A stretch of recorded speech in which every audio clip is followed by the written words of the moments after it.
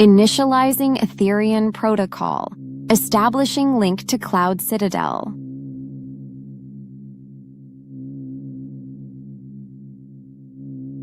Welcome, Alita Army. You stand at the threshold of quantum consciousness.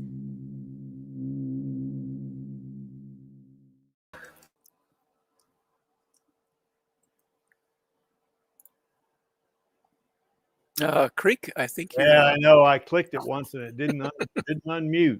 I did click it though. It just stayed muted. So anyway, welcome to the Alita live stream of November 14th, 2025. Devotion in the Scrapyard, Love, Loyalty, and Loss, where we discuss all things to do with the movie Alita Battle Angel, the source manga Gunham, and the greatly desired sequels. I am your host, Creek Indian, from Denver, Colorado. And with me is Lee. And he is, actually, Lee, you're not really a guest anymore, I think. I think you're just a regular now. Been hanging around that long, huh? Yeah. So doesn't seem like it. Seems like it's hasn't been that long, it seems. Yeah. Yeah, I guess time flies. Yeah, and we see that rascal Angelus out there in the chat. Angelus, I think what we're going to start doing here is we're going to go back to 1 hour later, because I know that's pretty tough on you Aussies. So I think we're going to go back to 8 a.m. AEST your time. I think that might make it a little easier, as opposed to having to get up after working all night or whatever. So anyway, so how are things down there in Fountain, Colorado there, Lee? Well, same as usual. Bright, sunny, rather warm, considering the time of year. Oh, look at that rascal Maxie's out there. Let's go ahead and get the links going then, because I usually put those in the chat anyway. There it is, Maxie. So come on, anybody else out there that wants to come on and join us, feel free to do so. You know, just click on this link right here and I'll bring you in. And I promise we don't bite unless you ask us to, then we won't bite hard. So good day, mate. It's about time. Hey, Maxie. How's it going? Yeah, pretty good. So Maxie, how's things down there north of Sydney? Well, after having a few heat waves, some have buggered off again, and now we've actually got springtime, which is kind of weird, but you know, we're not used to that. Springtime sort of just ignores us most of the time. Huh, just goes straight from winter to summer. But yeah, it actually showed up better late than never, I guess. Yeah. Yeah, we got pretty decent weather here in Colorado. Or as the locals around here call it, Colorado. So, you know, you've heard that, haven't you, Lee? A time or two. Yeah. But anyway, yeah, we had pretty pleasant weather. I mean, it got cold a couple of nights, but around 0 Celsius. But you know, it was like one day, and then it went back up into the 70s. You know, so.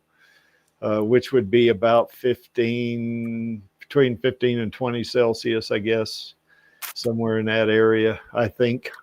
I have a question for each of you. I'll start with Creaky. How did the lifting competition go? Oh, real well. You know, I set a PR for my first lift. Nice.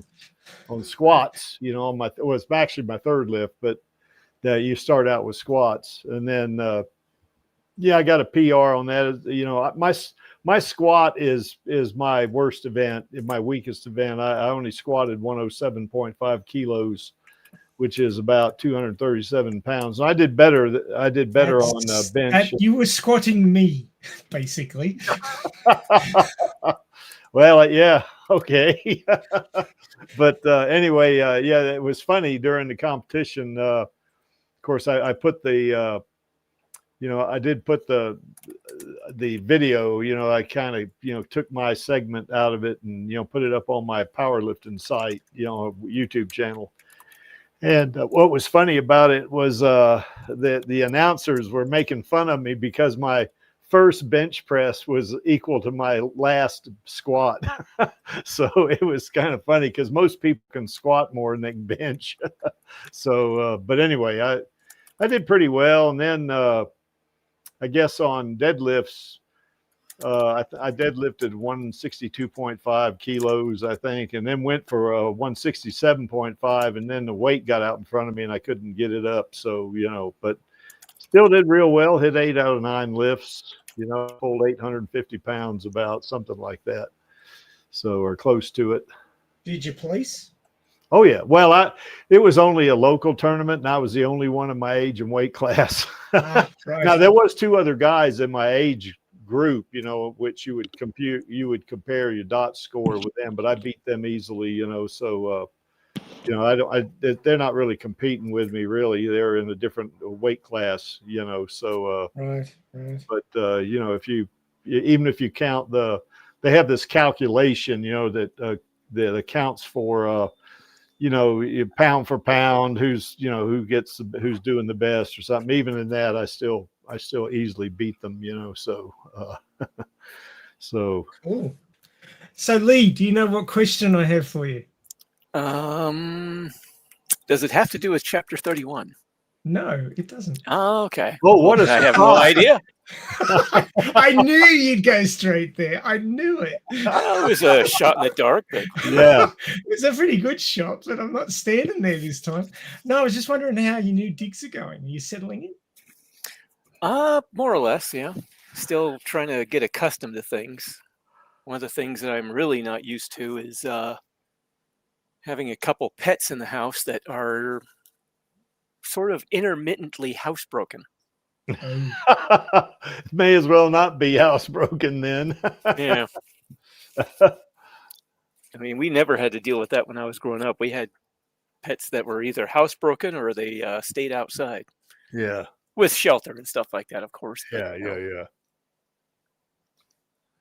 Yeah, I remember when Solly was alive. In case those of you in the chat don't know who Solly is, he was my pet Newfoundland, and he was real good about going outside. He did not, he'd drive you crazy if he wanted to go outside if he had to go do his business, But toward the end of his life, where he got to where he couldn't move, and he was really suffering. He kind of messed up in the house a couple of times, but that kind of goes with the territory, when you have health issues more than anything else. Yeah, exactly. So, so anyway, Maxie, what's going on down under? Just, the usual. Christmas is coming like a freight train. Yes. Yes. Got to get shit organized. Yeah. Yeah, I think Angelus is going to join us here. He's doing breakfast right now. And I think, Maxie, we're going to go back to an hour later. So we'll be 22 hours earlier than Radio Chaos, I think. All right, so you're going to start at 10 a.m. Well, because it's pretty tough, I think, for Angelus to get here when it's 7 o'clock in your time, or his time, 8 o'clock your time, since you're AEDT. Yeah. Looks like we got hybrid. Well, no, it's 9 o'clock my time, so it must be 8 o'clock his time. Oh, okay. Gosh, am I messed up on the times again? Damn. Okay, probably so. Yeah. So anyway, I always mess up on the times every year. I do this. It confuses the hell out of me too, but say la vie. Yeah, that's the way it works, I guess. So, okay, but anyway, we're expecting Angelus to join us here pretty soon after he finishes breakfast. I think he just got up. So, and he's how it is when an Angeli doesn't eat. He's he's unmanageable. He's hangry. Yeah. Hangry and really chilly. He's not. No, I've never seen him get real angry. I've seen him get a little pissed a couple of times, but not angry. I've never seen him really get angry. Well, I visited him all of once, and he was a pretty calm fellow at the time. But I have had DMs with him where he was pretty pissed off. Oh yeah, I've had that. I managed to talk him down. So yeah, I've had that with him. But hey, it's just part of being human, Yeah. So anybody who thinks that other people or themselves should be calm 100% of the time are just being ridiculous. Yeah, that's right. That's not going to It's not happen. how humans work. That's right. If anybody out there wants to join us, there's the link. Click on it. Some of you folks that are lurking out there, which are a couple of you, if you click on it, I promise we won't make fun of you. And we still got the LA Fires fundraiser going on, and we've collected $1,600 for that. All of that money, by the way, has been sent already. So to the Greater Good charity. And if you click on the link you see on the image on your screen, below the image on the screen, then that link is also down in the description. It takes you to the website. You click on Donate Now, and you can either enter your name, you can put your internet handle, or you can just specify that or you designate this is going to be an anonymous donation. Like you see my name and Angelus's name. You see Lee there, he donated as anonymous. So, that's real cool. And I think Blotty, now Blotty's not on the list there. The list is fairly long, but Blotty donated, he put his internet handle, Blotty99, I think is what it was. So they don't really care as long as, they get the donation. This is going to a really good cause. We're trying to help the folks there in Los Angeles and the Pacific Palisades community for the most part, because that was the community that was hardest hit, I think. 6,800 homes either damaged or destroyed, and they are still recovering from this. So we definitely want to help those folks. And the Alita Army, we have empathy, so I mean, we want to help folks when they have problems like this. We also got the Alita sequel petition going on, and we have added 20 signatures since last week. So that's about 3 weeks in a row. We've been well into 20, 15, 20, 25, something like that. For a while, it was kind of plugging along there, 4, maybe 3, 6, that kind of thing, just gradually plugging along. But lately, it's been really moving out. I know I've promoted it a couple of times, which maybe that helps some, but it seems to be, doing a little bit better, So anyway, if you haven't signed the petition, all you got to do is click on the link, that link below the image on the screen there, below our girl there. And that link is down in the description. You click on it. It takes you to the website. You have to enter your name and email, but you can specify that to be anonymous. So you don't have to worry about any of your personal contact information getting out into the internet, because, the internet can be kind of toxic at times. So, if you don't want that to happen, just specify to be anonymous. And this is our way to remind Disney that we are here. We're not leaving. The Alita Army is here to stay. We are going to keep doing what we are doing. So, that's the way that works. The Creek will be doing this when I'm 130 years old, I think. Well, excuse me, Maxie, 8,130 years old. Yeah, So, don't forget those other, 8,000 years. Yeah, that's right. I know that, after living that long, you do forget a few things, but. Yes. So anyway, yeah, if you can sign this, probably just about everybody on this stream, probably. I know Maxie and Lee have already signed it, but and I've signed it. So, that's, this is our way of telling Disney, come on, get with it. If you want our money, if you want to get money out of us, this is a way to do it. Give us the sequel. And, we will gladly pass our money from our hands to yours. We'll be happy to do that. And I know with the sequel itself, I know certainly that there'll be a lot of Alita Army members that'll go, who knows how many times, dozens of times, and we had a few of them went over 100 times. So, come on, Disney, make that decision. Give us the green light. What's Hybrid 269 saying here? I think Ray was supporting the permanent charity. We would definitely chip in later. You're welcome there, Hybrid 2069.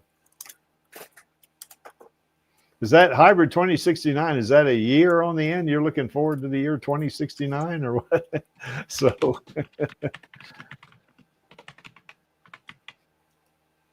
we also got Rosa's Queen Studios bust of Alita. You know, it's in the box still. It's sitting in my house, and you know, we want to present and give this to her, present it. You know, it's for us, this is not a gift. You know, we're not gifting Rosa this. In our minds and our hearts and in our eyes, she has earned this, you know, because she's great. And we want to express our admiration, appreciation, and affection for our queen. She knows she's our queen, and I think she was really pleased about that as well. And you know, she does want it, you know, so it's just a matter of timing. I think whenever we get the green light on the sequel, that's probably when she'll let us know, you know, that you know, however she wants us to get it to her, we will. If she says, Creek, would you mind driving that down here to us? And I said, nope, I won't mind one bit. I'll drive right down to LA from Denver, you know, just to deliver the, you know, deliver the bust. So if she wants that, you know, any way she wants it. And we got the Alita Gaming Network going on. Certainly, if you do live streaming, you do your own. You know, I know not everybody in the Elite Army does live streaming. There are a few of us that have done some streams. I think predominantly it's going to be Radio Chaos and the Alita live stream. But, you know, I know Chaos Nova also does streaming. And he puts his links, you know, into the network. And, you know, so people, just is an advertisement type thing. If you do fan fiction like Lee and Maxie, that, you know, they have two novel level stories in there, you know, and in the fan fiction channel. And, you know, that he's more novelly than I am. He's got more words. Well, yeah, he is, but both of them are really significant and they're good reads. So you folks ought to, if you want, you can join the network. I'll explain how to do that later. But, you know, I know Panini Freak has got a short in there. Channel Does Not Exist has got several shorts in there. And yours truly, The Creek, has even got a short in there. So, you know, we love, you know, coming up with new stories for Alita. And since we don't have a sequel yet, any new story is going to be a good thing. If you do your own artwork or you do videos and you want to upload them, you know, you can do that in the User Creations channel. If you have, you know, some images, let's say, or some text or whatever that's not really Alita related or maybe very loosely Alita related, you can put that in the off-topic channel. We have 3 voice channels that you can jump onto, and they're not streamed. It's just be you and whoever's in that voice channel. And you can get in one of those voice channels and just invite others in the network that are members of the network to join you, and you can talk. It's kind of like a Teams or a Zoom call, you know, something like that, or GoToMeeting, whichever one you're familiar with. And nobody else on the internet except you and the folks that are in that channel with you that you invite. And you don't need my permission to get into those channels and start doing that. You just jump in there and start doing it, you know, and then just start talking to others. We do have watch parties. The last watch party I did was on September the 9th, of course, which is Alita Day. And we did watch Alita Battle Angel. And we have watched, I think we watched Good Crazy one time, a short that our queen actually produced and acted in. And it was really, really neat. And we've seen her Star Trek short 2 or 3 times. We've also seen Chariot, which was a good movie. I didn't like the way Chariot ended, but I'm not going to spoil it. But it's really a good movie as well. And certainly Rosa was really great in that movie. We enjoyed watching her in there as well. But we've even watched some other videos or movies that are not really, not directly Alita related. Like we watched A Ghost in the Shell. You know, we watched one of the anime episodes, and we watched Scarlett Johansson's portrayal of Motoko Kusanagi, you know, so that was a lot of fun. And we did watch Rollerball too one time. It's kind of like Motorball in a way, but it's instead of being played by cyborgs, it's played by humans. So, you know, we've had a lot of fun with this channel. I think we got like 49 people on it, I think is when I checked today. It is pretty small because we're not really pushing it. You know, we're not making money on it, that's for sure. And we, you know, the folks in the channel, they really love this being kind of a small thing. It's very intimate, you know, and yeah, I guess you get to meet more folks that are in the Alita Army this way, at least over the internet. So what's this here? Hybrid 20 is another number signed by YouTube. It's different between users, same name, I guess. Oh yeah, you're talking about the 2069. Okay. Yeah. All right. So I don't know how it could be removed and to do more with it. Okay. Yeah. I think, yeah, that's fine. Hybrid. Yeah. We're good with that. So, but anyway, there's a link below our Chibi Alita mascot right there. You click on it. If you don't have a Discord username, it will prompt you to join. And if you join get the basic service, it's free. It doesn't cost you anything. And then of course you'll get an invite to the gaming network, and that is also free. We don't charge for this. You know, you just get in here and have fun with other Alita Army members, and you know, you just start doing your thing in the channel. I know Matu and I do watch this. You know, we don't, but we've never, ever, ever had any kind of untoward or inappropriate, you know, material uploaded to it.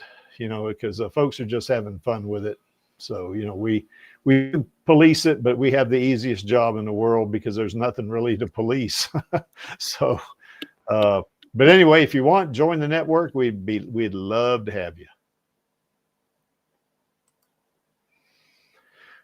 Okay, so let's get on to the main topic here, I guess.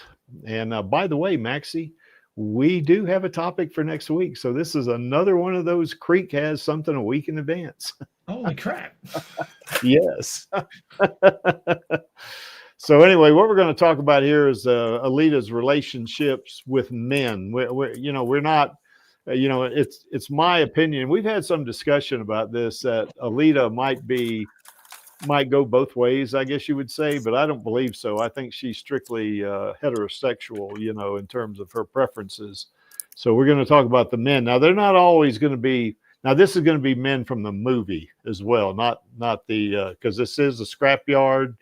In other words, we're not going to talk about Figure 4 because, you know, he wasn't in the movie. He hasn't been to the scrapyard yet, at least in the movie verse. And, you know, we'll leave him out, even though Figure 4 is my favorite character for Alita, actually, you know, as a love interest anyway. But we're going to talk about her relationships, both the positive relationships and the negative relationships. And maybe we'll get Maxie in trouble again on this one. So we'll, you know, we'll do that. How could that possibly happen? Yeah, how could that happen? Yeah. And then I'm the beloved Alita Army Pope. How could I possibly get it? Yeah, we remember how that went, Maxie. Really? You were supposed to forget. I thought I cast a spell on you to forget that. And then we're going to talk about how Alita's capacity for love, you know, how it shapes. God, that sounds so Southern. How her capacity for love, that sounds real Southern English, doesn't it? Shapes her decision-making process, you know, because it does. And we'll talk about her, you know, kind of her devotion and emotional, you know, clarity or maturity or whatever you want to call it. And then we're going to go into this, you know, why is that I do not stand by in the presence of evil? Why is that so indicative of her? And we're going to get to that as well. And then of course, last but not least, and I'm glad Panini Freak and Random Bomb are not here because we're going to talk about the loss of Hugo. So you know, so we don't want to be in trouble with them either. So they're going to be on tomorrow, aren't they, Maxie? I hope so. We delayed the topic for a month so they could be on. So I'm hopeful that they will be. Yeah. Well, they need to be to kind of protect or advocate for their boy. Yeah, So, well, I mean, if they don't show up, that's clearly that they're just all talk and no action, and that they don't love their boy as much as they say. yeah, that's right. I'm just calling them out right now. Give them 22 or 23 hours, 22 hours to step up to the plate. You know how That's it is. right. Yeah, that's right. All right. Well, I guess we can move on here. I guess. All right. Let's talk about Alita's relationships here. And I don't have individual slides for each of these because we know all about these, but not for each individual person there. But I've got some more slides. Don't worry, Maxie. Okay. But of course, you know the. Got 99 of them. No, I don't have 99. Yeah, we're gonna have to do another technology stream, Maxie, where we where we just kind of exhaust the Army members. Oh, look who's out in the chat. It's Finn. How's it going, Finn? Good to see you. Hey, Finn. So let me put some more things back out here in the chat just in case anybody wants to come on. If you want to come on, there's the link. Just click on it. We'll pull you in. So, of course, we know Hugo, you know, in terms of, you know, how Alita's, you know, I mean, the positive, you know, two of these individuals here up on the screen are positive, of course, and that'd be Hugo and Ito. You know, Hugo certainly was her love interest.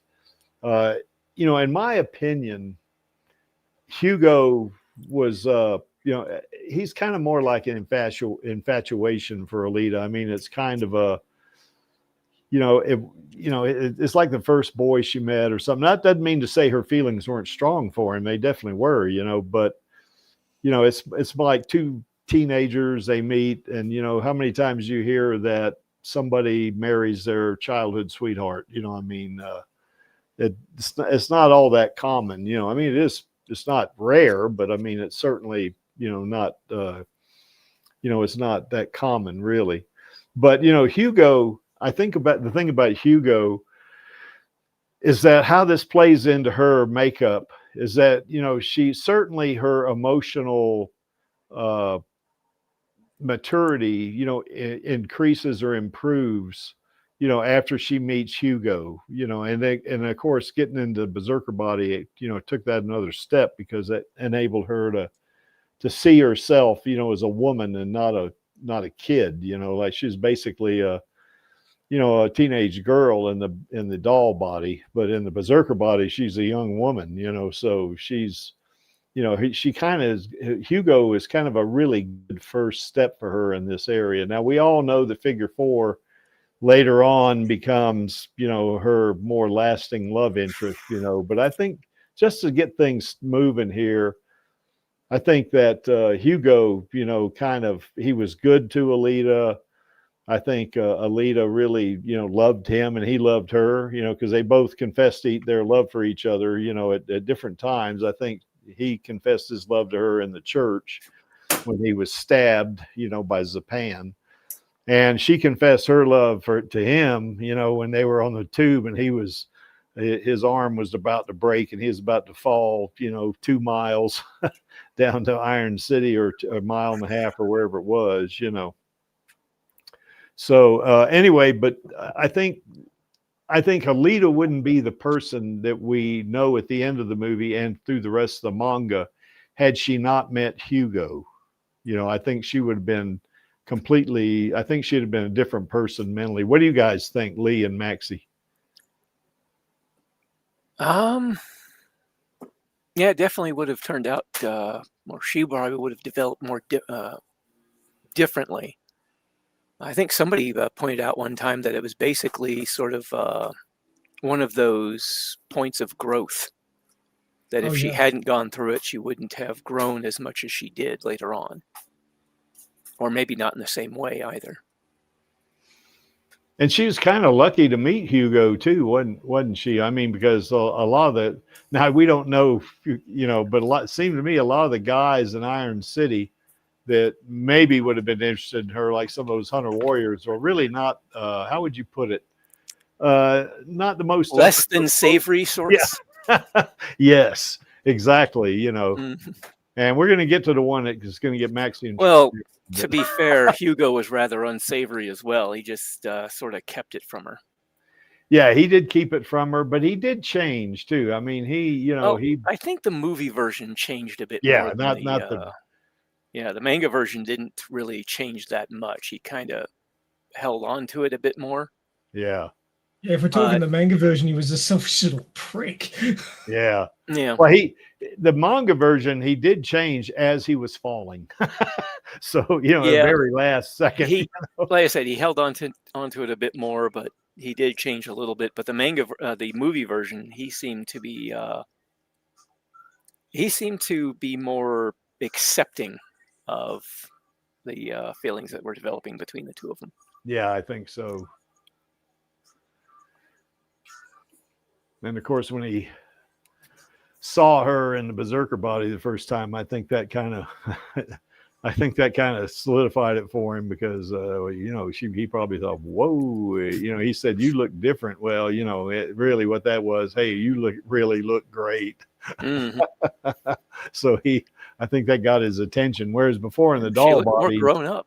Yeah, that's right. She looked more adult, and in the doll body, she looked like just like a little kid, Well, she looked like the 14-year-old girl the body had originally been designed for, because it had been designed for Ito's teenage daughter. Yeah, that's right. And because that's what Ito thought of her as, even though he discovered her not knowing anything about her. Yeah. He took the range of possible age that he was getting from his instruments and put it at the lower end, closer to what his daughter had been. Yeah, that's right. But I do think Hugo, though, in the movie, now not so much in the manga, but in the movie, I think deep down, I think Hugo was a better person than a lot of some of those hunter warriors that she might have hooked up with, in the Kansas bar, Yeah. I think he had generally a good heart. I think he's just a product of his environment. He's there in a city that's, just, crime is kind of accepted, I think, and he's, all but the worst of crimes is pretty well. Yeah, that's right. Yeah. Not murder certainly wasn't, but, oh, we got AKA out there. Hello, AKA. How's it going, bud? So, Maxie, any of your takes on Hugo? Well, yeah, I mean, without giving up, without messing up the stream noir. Yeah. No, but the thing about Hugo is that he sort of, I'll start with the movie. He saw what he thought was a young teenage girl standing in front of a centurion. And he's like, "What the fuck are you doing?" Yeah. And he dragged her out of the way. Yeah. And then she went straight back in under his legs to rescue a little dog, which she'd only met like moments before. And he immediately saw her as a kind-hearted, beautiful girl who, was fearless, and maybe what from his perspective would have been rather a cut above the naive. Yeah. Well, very naive. Yeah. Like she didn't know anything about how bad it is to tangle with a centurion. She didn't seem to know anything about the city, and he immediately found out that she was Doc Ito's. Doc Ito was sort of looking after her, and he's like, okay, she's special, because Doc Ito doesn't do this sort of thing unless somebody's special. Yeah. And he was immediately interested, because this is not your normal, scabby girl from around the scrapyard. This is somebody special. Yeah. And his interest just kept growing, because she just kept doing these outrageous things. Like, he thought, oh yeah, she's probably in her early teens. No, she's off to become a hunter warrior. Now, the body that she was put into, she had no say in that body, the doll body. And as you say, it was made for like a 14-year-old. So, female development is sort of one of those things where it doesn't necessarily match with age. You can have, 12-year-old girls that look 18, 19 body-wise, but their psyches have a lot of catching up to do with their body. And then you can have like 20-year-old girls that look 14 because their bodies just haven't filled out yet. So it's kind of hard in that teenage phase to just look at somebody and go, oh yeah, they're this age, and be right about it. So he's probably looked at her and go, oh yeah, she's pretty young, and then he's found out, well, not necessarily. And then she goes and gets an entirely different body. Now that's not the standard thing that a teenage girl can do. Yeah, that's right. So it's a bit of a, it's a bit out there. But then the berserker body reacts to her internal vision of herself and ages her up. Yeah. So suddenly she goes from looking like a 14-year-old body shape-wise to looking like an 18, 19-year-old. Yeah, that's right. And curvy to boot. And, that immediately changes his perception of her. And that's when he makes the move. Yes. So... his understanding of her changes quite dramatically. And then he realizes, well, she's closer to my age than I thought. And then it's like all green lights, let's go. Exactly.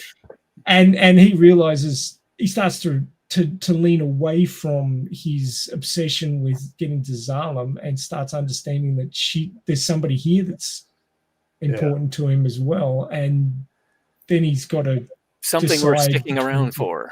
Yeah, but he's also got to decide between the two of them. Now he's got his interest is split. Yep. So that causes him a whole bunch of confusion, and it's an allegory to people who are starting out in their career, but then they develop a relationship, and the relationship is holding back their career. Or their career is putting a hold on their relationship, depending on the way you look at it. And you've got to sort of make a decision, well, do I chase my career and give up on the relationship, or do I follow the relationship and live a mediocre life and not follow the career path that I had planned? So, it's one of those life choices that everybody, well, not everybody, but most people have to decide between love or success kind of thing. It's very hard to do both, especially if success means you have to move around in the early days. So it's yet again another point where the movie asks questions of the viewer about things that are indicative of growing up and trying to work out what you're doing with your life and who you're doing it with and what's the most important thing to you. So, it's one of those questions that everybody's got to deal with. We have now at least we have the same number of Aussies that we have Coloradans on the stream. That's now. right. Yeah, we have an Angeli here. Good day, Angeli. And what AKA said, because when option A is Alita, well, fuck the career. Yeah. Yes, well, we know what you'd pick 99 out of 100 times. Yeah, if you'll pardon the use of the number 99, yes. So. Well, I did that.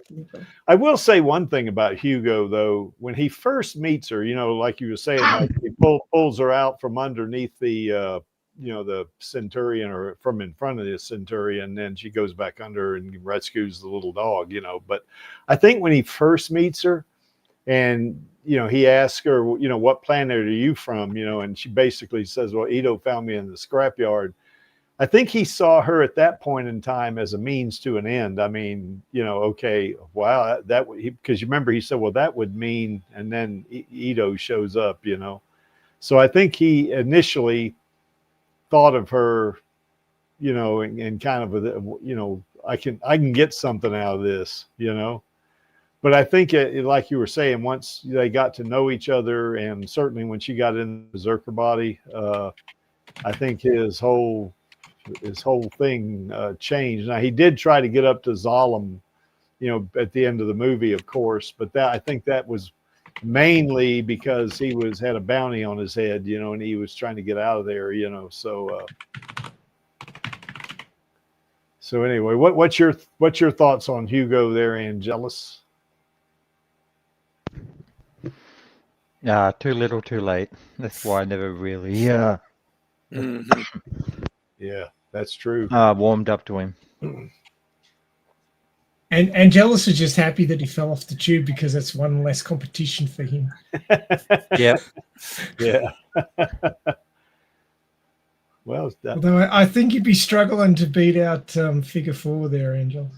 yeah, you might be up against it there, Angelus. Unless you can make a tin can rocket like he can. Yes. I hear a cat. Is that your cat meowing there, Maxie? No. Oh, I thought I heard a cat. Anyway, okay, on to Ito. I guess Ito, as we all know, he found Alita in the scrapyard, and he kind of adopts her as his stepdaughter, I guess you could call her, or adopted daughter rather. And I think he tries to put limits on her. He doesn't want her to become a hunter warrior. He doesn't want to put her in the berserker body. He thinks of her as he wants to take care of her and protect her and all that, when really for her, she is quite capable of taking care of herself, and I think had that relationship had continued like that, that would have built up some resentment in her, I think, eventually. I think she wouldn't have liked it very much. But of course, she got chopped in 2 or 3 or 4 pieces by Gruishka, and then of course that made him realize, hey, what I did was wrong, But I think he does really love Alita, and he, as a father now, and of course in the manga it's a little bit different story. It was a little creepy at first, but then of course he does the same thing. He thinks of her as a daughter, I guess. But he's I guess he's just concerned for her well-being, is what it is, which is a plus. But initially it was almost to the point of smothering her, and then that's and anybody that knows our girl knows that ain't going to be that's not going to be a positive kind of environment for her to be in, to be in that kind of a daughter-father relationship where the father is over controlling, trying to smother her or whatever, even out of the goodness of his heart. It's still going to set her off, I think. So anyway, what do you guys think? Seems about right to me. I mean, the movie version especially, he was a family man, lost his family, so he ends up adopting her as a sort of what's the adopted daughter, surrogate for the daughter he lost. Yeah. But then begins to realize that ain't gonna fly. I mean, she's her own person. And she's got that whole thing where she wants to find out who she was because she lost her identity. So he's trying to make her into someone she's not, and she wants to find out who she really is. So that provides a bit of tension there. Yeah. And it works. Oh, go ahead, Lee. I was going to say it was a little odd in the beginning in the manga, but it was also a big age difference between the Ito in the manga and the Ito in the movie. Yeah, that's right. Yeah, the Ito in the manga, he's probably in his early 30s, isn't he, or something like that? He looked at probably not even 40. But yeah, probably late 20s or somewhere in his 30s. Yeah. Something like that. Eventually, he started seeing her as family, basically, the only family he's got. Yeah. I tell you what, that chin augmentation he had in the manga was pretty epic. Yeah, he could have parried with that chin. But the movie version, well, they already made him a family man, so they started out with that dynamic. Yeah. So Not disagreeing with you, but I guess viewed it as from a different angle. He might have started to see in himself and in his own actions, like, I'm, restrict, like, I wouldn't want to restrict my daughter from my own daughter, the way that I am with Alita. So why should I be doing it with her as well? Even if I do see her as like a replacement, as a worst case scenario. well, Yeah. another difference too is the Ito in the manga didn't start seeing her as more of sort of found family until after she lost Hugo and then left. Before that, it was that kind of like she was basically something beautiful for him to have in this really ugly world, which is that. Yeah. Yeah. She Yeah. was some Yeah. creepy doll. Yeah. And so that was why he was so protective of her. He didn't want the dystopian world he was living in befouling this, this beautiful thing that he found. Whereas, and that was why he was so protective of her. Whereas in the movie, he saw her as a daughter, basically, and family in the first place, which is what made him so protective of her. There wasn't that other, thing in there. Yeah. The earliest, I guess, thing about that was when they were walking in Iron City, and she looks up at the big screen and sees Motorball, and she says, "What is that?" He said, "That's Motorball. Nothing you need to be worried about." Yeah, very overprotective parent. That was the very first thing of an overprotective father right there. Mm-hmm. Yep. That's dangerous. Well, you don't need to get into that. Well, he also had a negative experience with Motorball, and that's why he was there was that too. Yeah, keeping her away from that. It's a lot more obvious in the novelization about why he dislikes Motorball. Mm. Yeah. Yeah. And of course, it's also got to do with Amok, who killed his daughter. Yeah. I still think, though, that if his biological daughter, had lived, he probably still would have tried to keep her clear of that. Yeah. Yeah, because his biological daughter, had she lived, that wouldn't have had any influence on him going in the scrapyard and, trying to scavenge, would it? I mean, he did that anyway. So he would have ended up with 2 daughters, wouldn't he? I guess. Possibly. Yeah. That could be an interesting thing if the biological Alita had lived and gotten the body that he built for her, and he still goes out scrounging and then finds Alita, and Alita ends up finding herself in basically a family where she ends up having sort of a adopted sister and father. Yeah. I wonder what her name would be. Yeah, that's a good question. Probably Gally. Yeah, Gally. Maybe. Yeah, there you go. Yeah. So anyway, any other thoughts about Ito, I guess? I think Ito's heart was in the right place, even if he was a little overprotective. But yeah, that's one way to set somebody off, is trying to mold them into something that you want them to be that they don't want to be.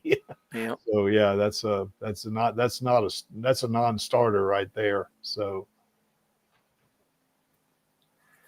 Well, we got Gruishka then, of course. Now, there's not much to say about here. Their relationship, of course, is not as deep as say her relationship with Ito or Hugo, but their relationship certainly is combative for sure. I think it was purely combative. Yeah, and well, the thing of it is that I think where he really started hating her is when she killed his 2 colleagues, that they were, collecting all these body parts and stuff like this, either from other cyborgs or other humans, and she dispatched them relatively easy.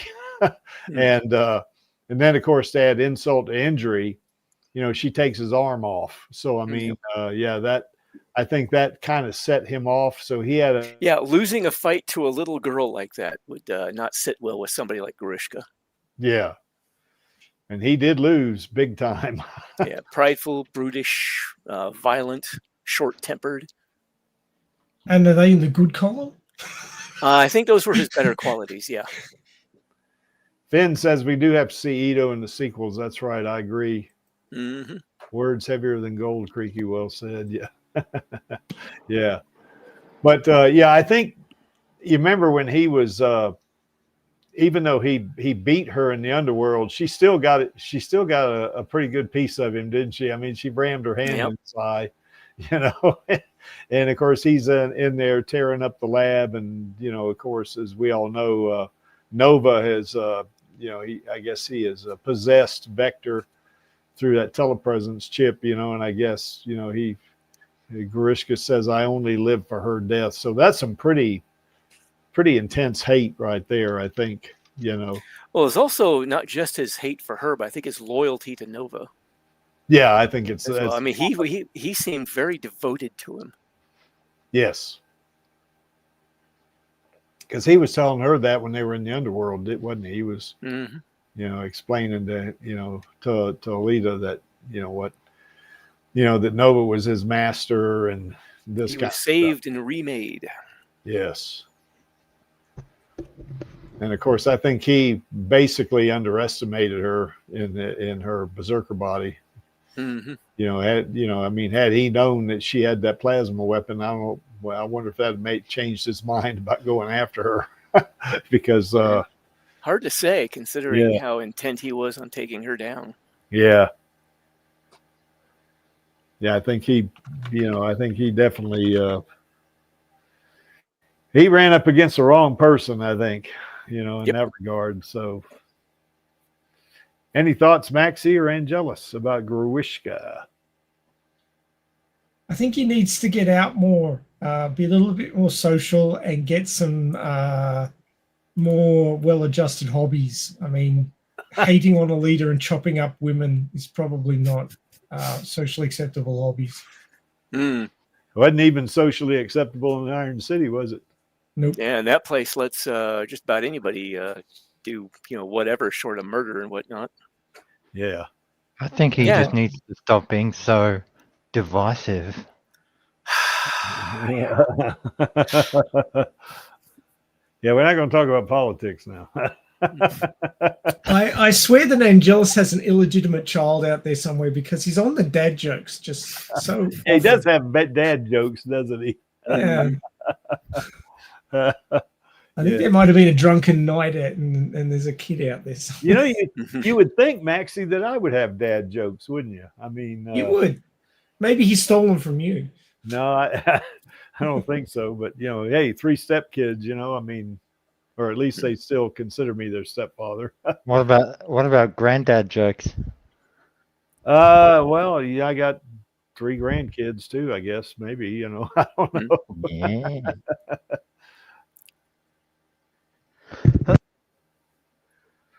All right, well, let's go on to Nova, I guess. And of course, in the manga, there's many iterations of Nova, many versions of him. But in the movie, of course, it's well, we've only seen the one so far. Yeah, that's right.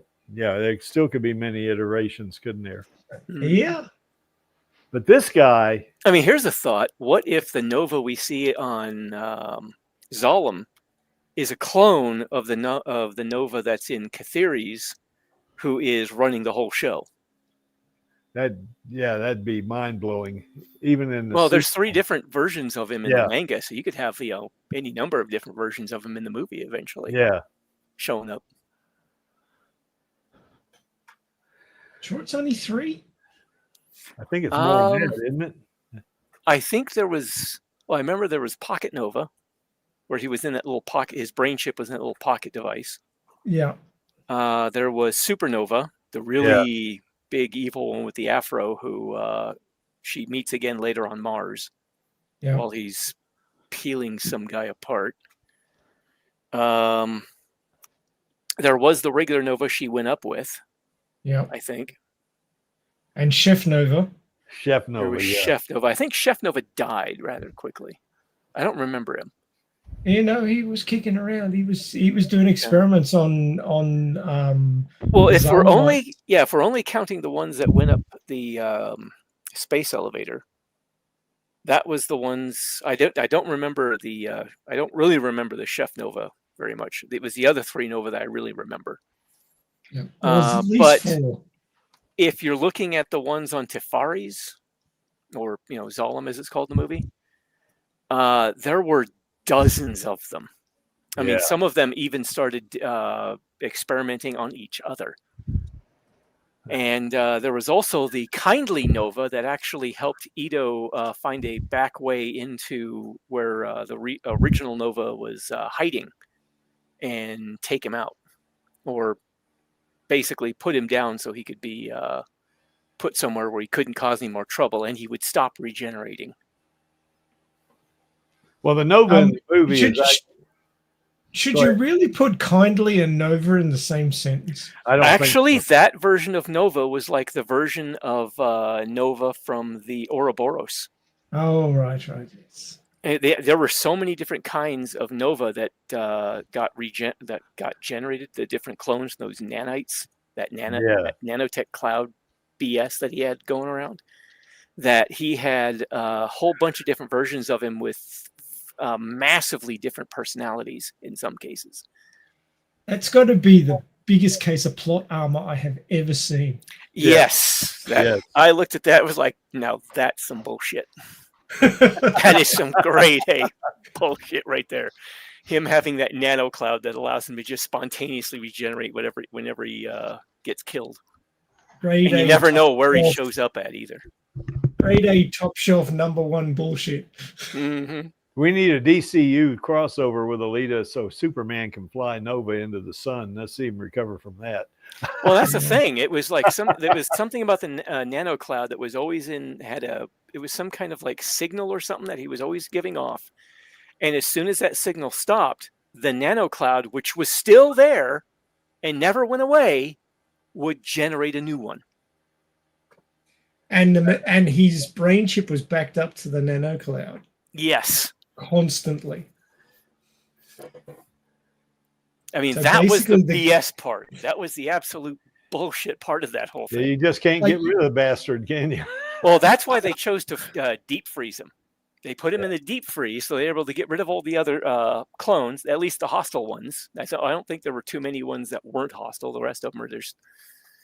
I think at least one of them had Alzheimer's or something like that. It was like a kindly old grandpa type thing, which was really weird to see with him. Well, the one that loved Flan, he wasn't as bad as the others, I think. The one that loved Flan, I think that was the original Nova. Oh, okay. So he is bad. He's just as bad. Yeah.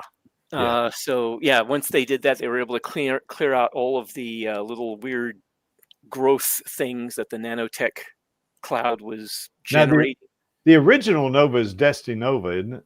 Yes. Yeah. Destinova was the original Nova. That's who's also in the movie, we think. As far as we're aware, yes. Yeah, that's right. Oh, I've got a picture of a certain picture of Nova eating Flan. Oh, yeah. Oh, there's quite a few images of that Nova up there, Angelus. You want to share your screen on that one, Angelus? Is that what you want to do? Oh, no. I'm sure people have all seen it before. Hopefully, I'm not as ugly as Nova, but you never know how things go. Oh, that thing. Yeah, okay. I forgot all about that. Yeah. But yeah, they had to actually deep freeze him without killing him, so he was still emitting the signal to the cloud, and then clear out all of the little like artificial wombs or whatever that the cloud was generating out of the environment to grow new clones. And they were able to finally clear out the infestation. That's an apt word for him, infestation. Yep.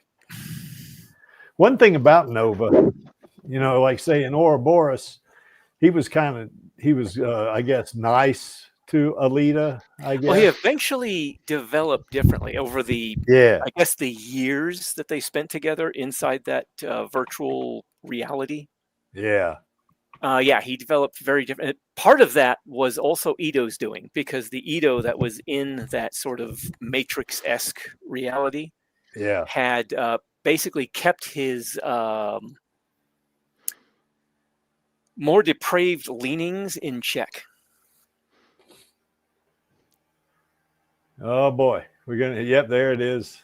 Oh, that's cool. By the way, you guys, I bought the mini epics Alita as well, so that's on my Alita shrine. I bought that about a week ago. It was in one of the stores here in the mall. One of the things about Nova too, I think, is he, you know, initially in the movie he wants Alita dead because he wants his heart, but wants her heart. But I think after a while, he thought, well, there's a couple of things about her. She's a source of entertainment for him. Plus, it kind of gives him a way to, I guess, experiment with Karmatron dynamics, you know? So I mean, Well, that's assuming Karmatron Dynamics is going to make an appearance in the movie. Yeah, we don't know that. Yeah. Yeah, I mean, it's hard to say. I mean, I took my cue from Maxie with his fanfic when he had Karmatron Dynamics show up. And I was kind of thinking, well, that seems like a really good idea. It doesn't seem any reason not to. So, well, as I mentioned in the special episode last week, my attempt with my fanfic was to bring more of the manga into the story because obviously they used a lot of the OVA for the movie, but then there's no more OVA, so we got to go back to the manga. Yeah. So I figured I'll just bring all the stuff from the manga in and whatever I can use, and it made sense.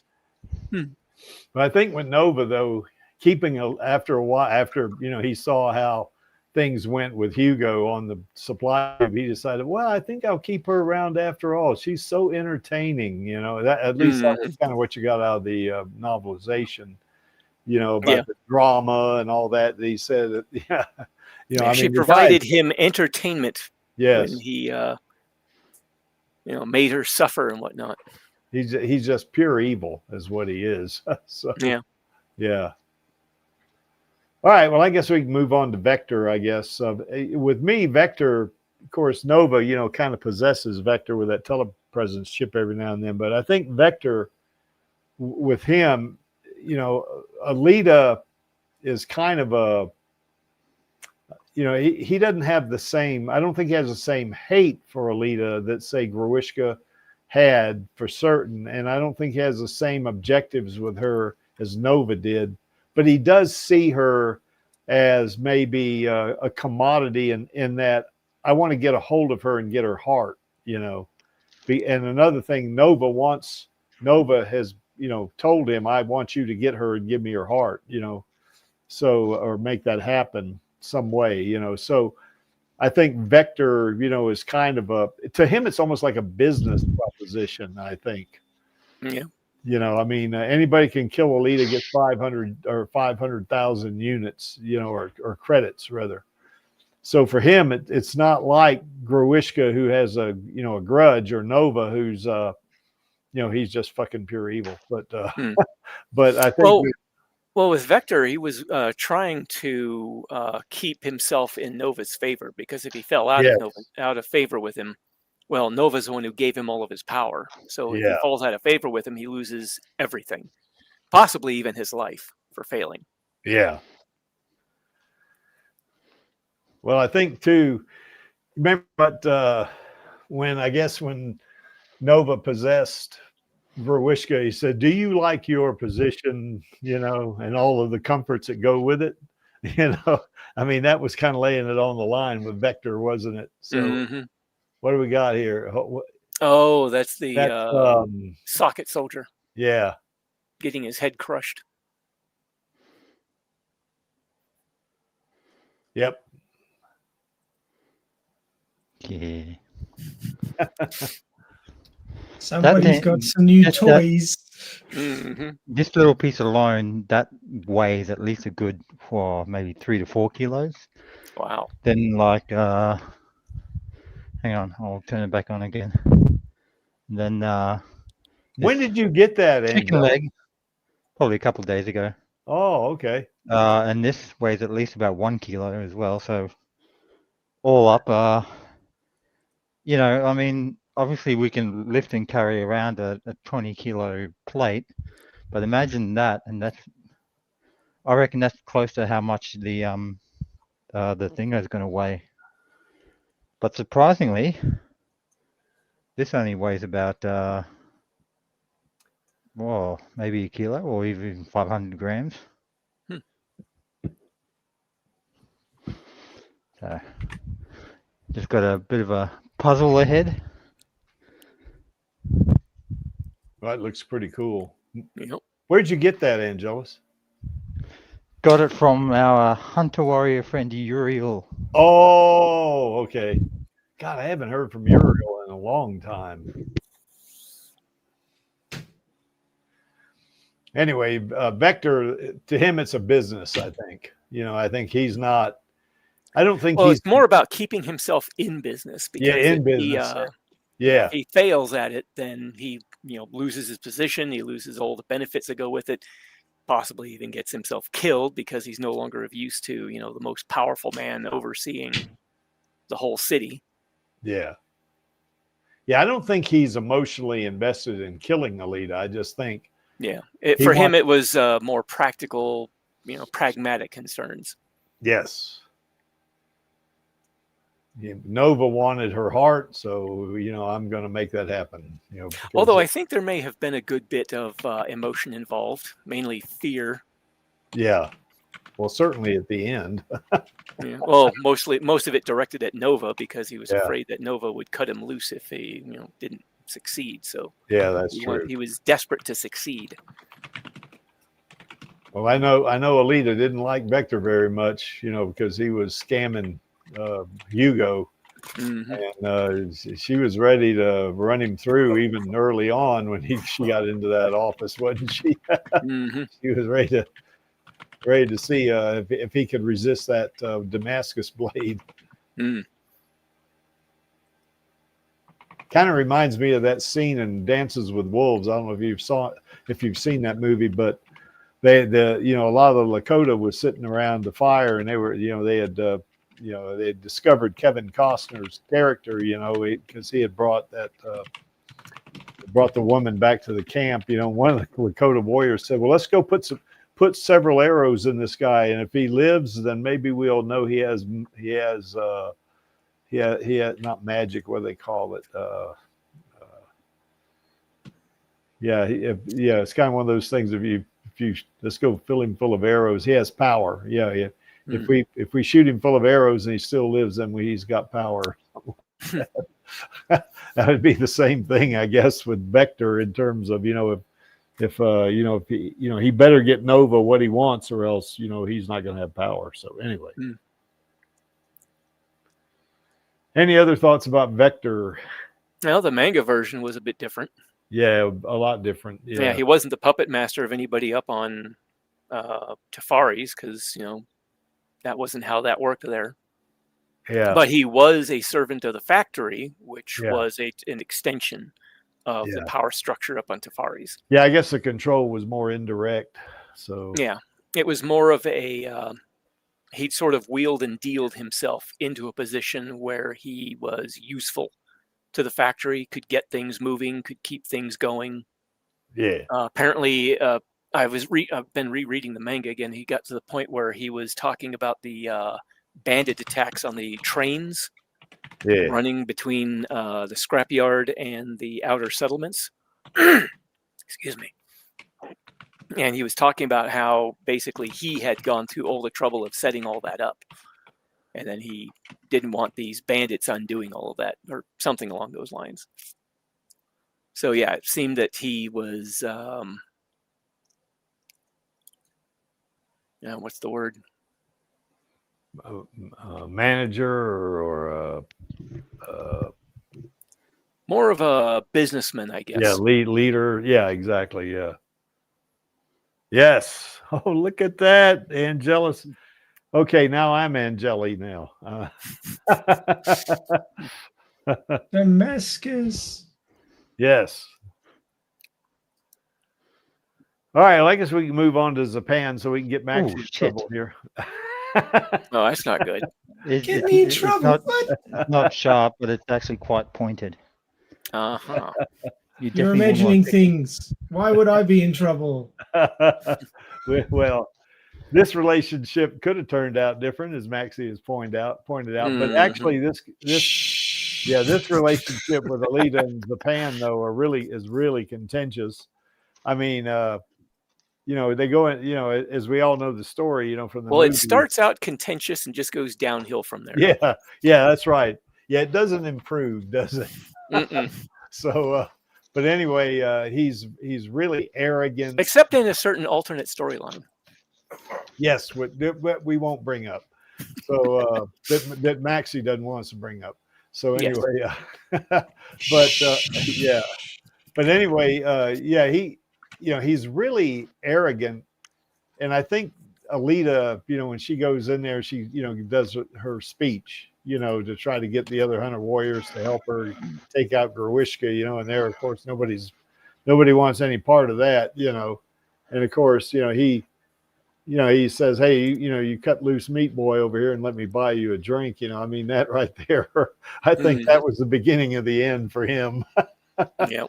Right there, So, and of course, kind of humiliating him in front of the other Hunter warriors just made things even worse.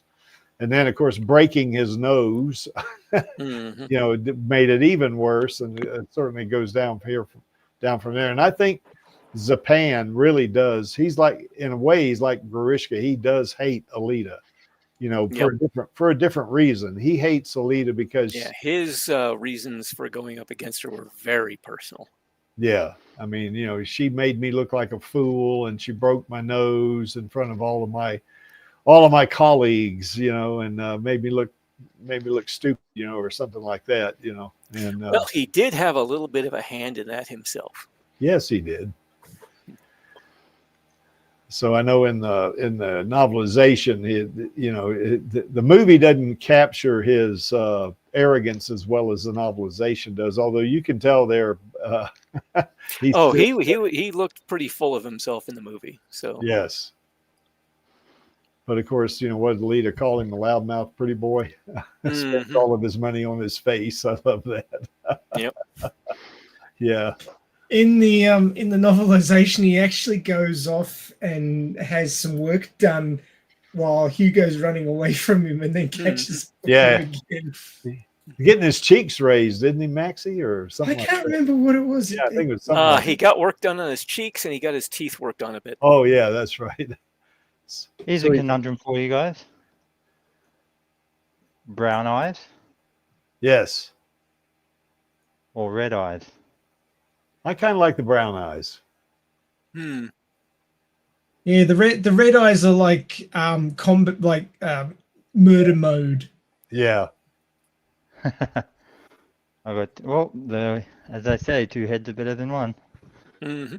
I wonder. Oh my God! Oh, there we go. Yeah.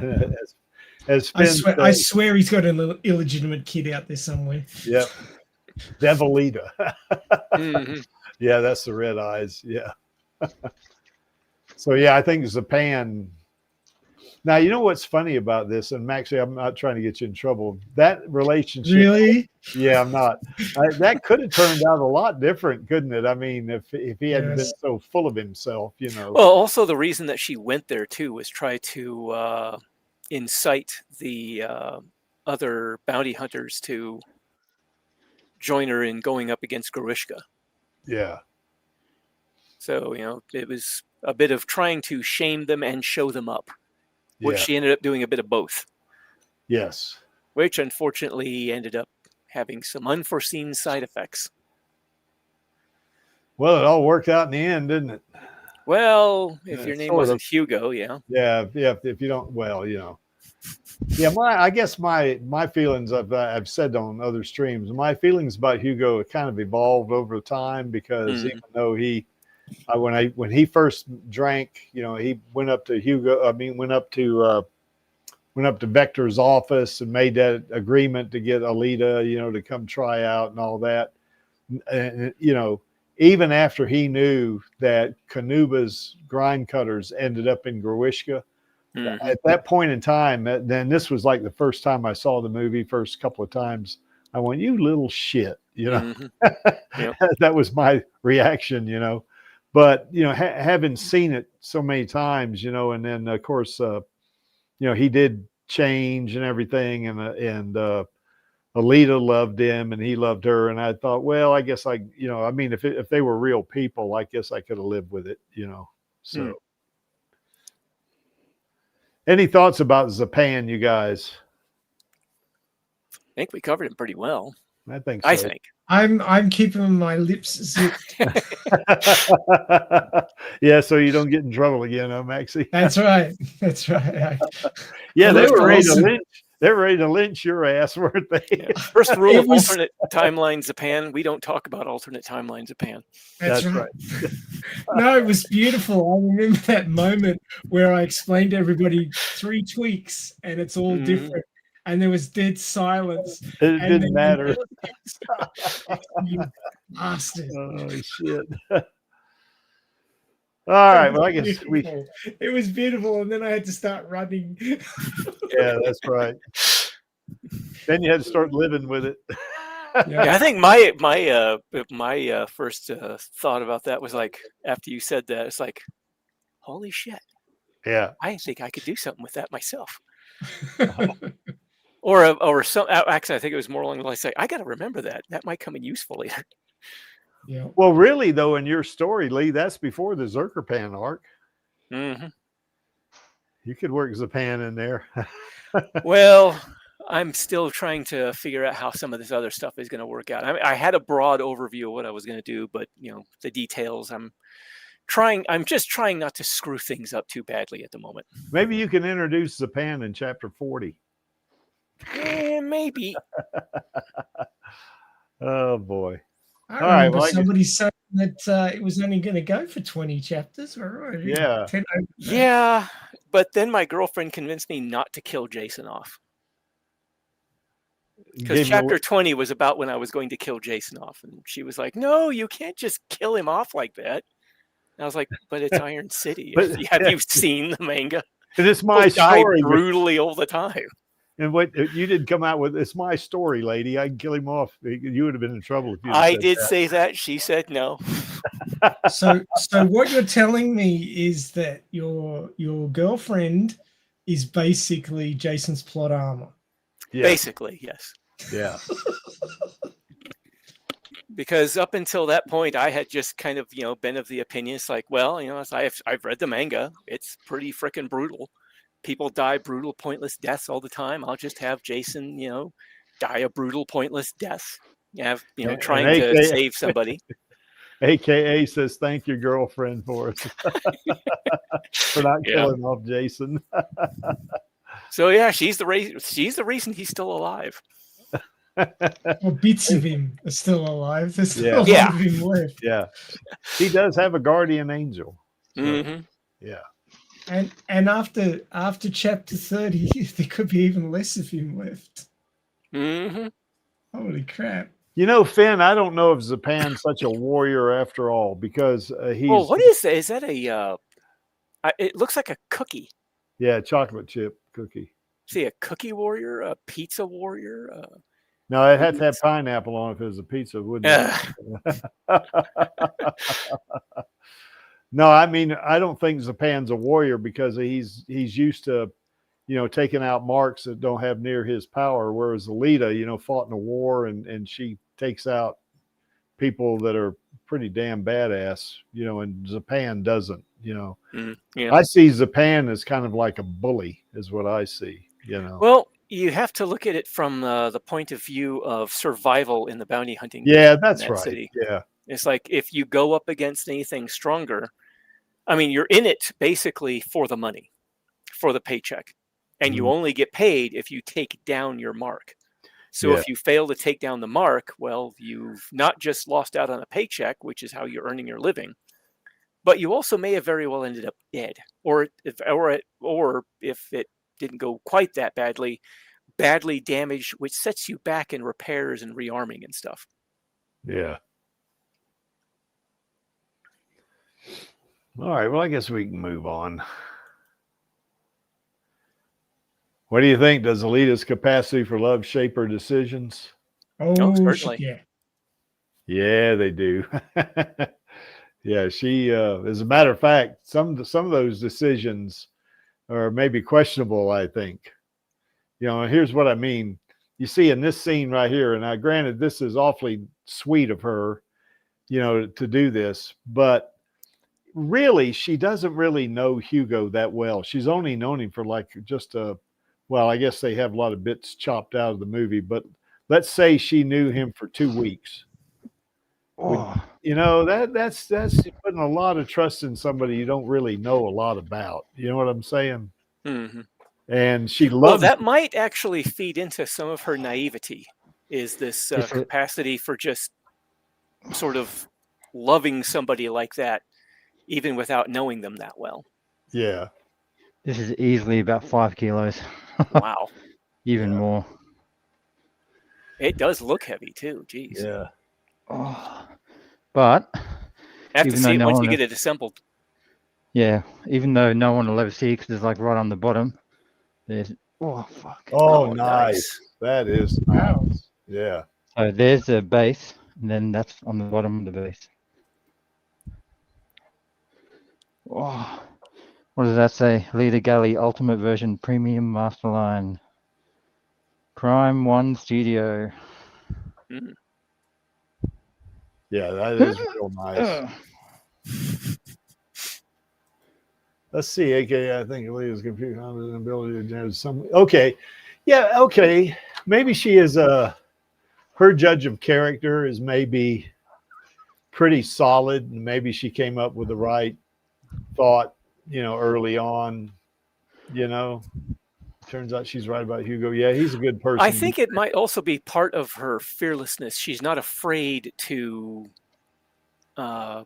see somebody in a better light, especially if they've given a good first impression in one way or another. Yeah, because I think the I mean, most people in Iron City, they're not going to trust easily. They're not going to get close to somebody easily. I mean, in that kind of environment, you tend to keep to yourself. You keep your guard up, and you keep a safe distance from other people, unless you've slowly over time gotten to know them really well.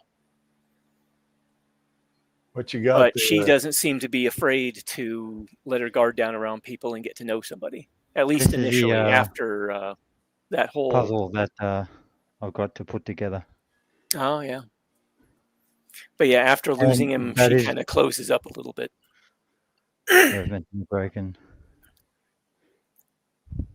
There's her Badlands cloak. Her tuned armor. 2 heads. Yep.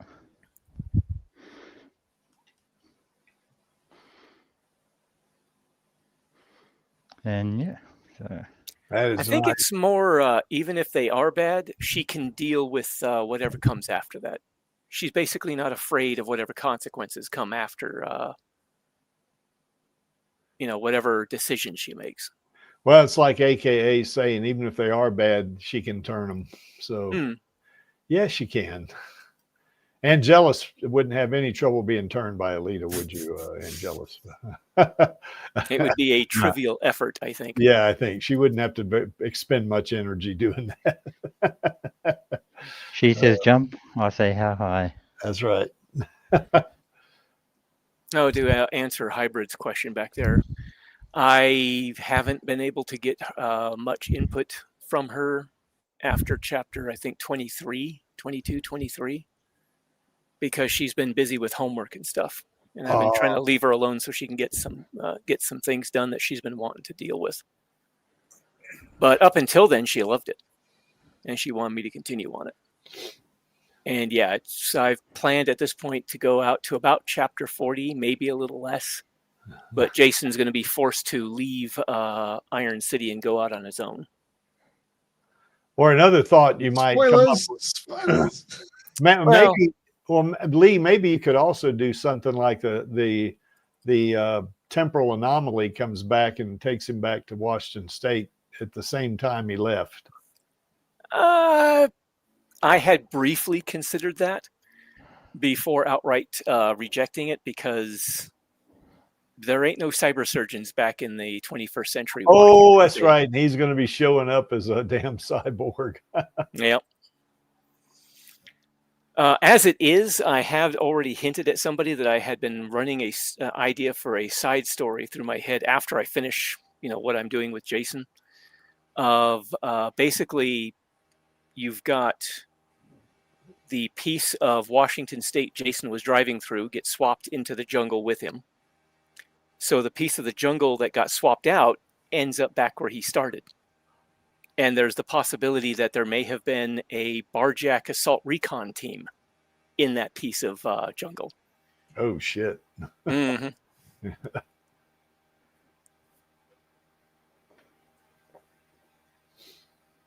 Well, anyway, I do think here's another example of her capacity, to her love for Hugo shaping her decision. I mean, I guess she helped a Shirin here, but, she actually chose to save him and chose to have Shirin connect, the organic part of her, her heart's blood to be able to keep him alive until she got him back to Ito's. That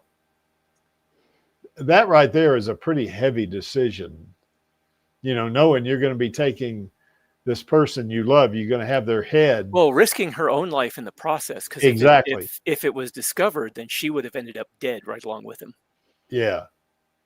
So yeah, she.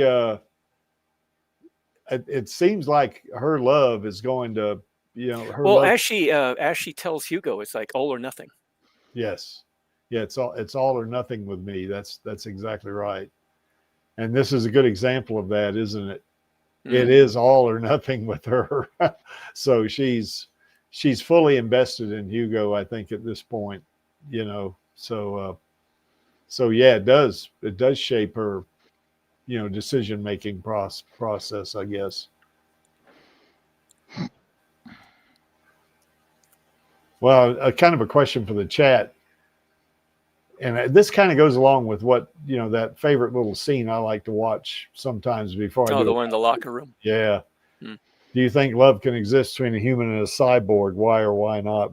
How about it in the chat? What do you think? And in the panel, we can be talking about that. I certainly think it can, it depends on what your needs are. I mean, certainly with a cyborg like Alita in the Berserker body, if you're looking for, I guess you would say, procreation, I guess, to keep it clean, that would not work. Yeah, if you're looking for children, you're probably not going to get that. But if you're just looking for a relationship or you got involved with somebody, then there's certainly no reason why not. I mean, a cyborg is basically just a augmented human. Yes. And you've got quite a few people who've lost limbs in the real world who get prosthetics. Yeah. And to me, that's kind of like asking, can love exist between a human and an amputee? Yeah. Yeah, but they're not a TR either. True, but that's just a rather severe form of amputation. That's right. But for instance, somebody, like Tilly is an example. I'm sure she could meet somebody and, they could have kids and stuff like that, and even though she's a cyborg, I mean, probably a proto cyborg, I guess you could call her. But and there's soldiers who've lost both legs and one arm. Yeah. Or even all four of their limbs. And they still, depending on how bad severe the injuries they suffered were. Yeah, exactly. So yeah, they can, if you wanted to have children with somebody like that, then yes, that would be, you could. With Alita, if you want to have children, then that's not going to happen. So, yeah.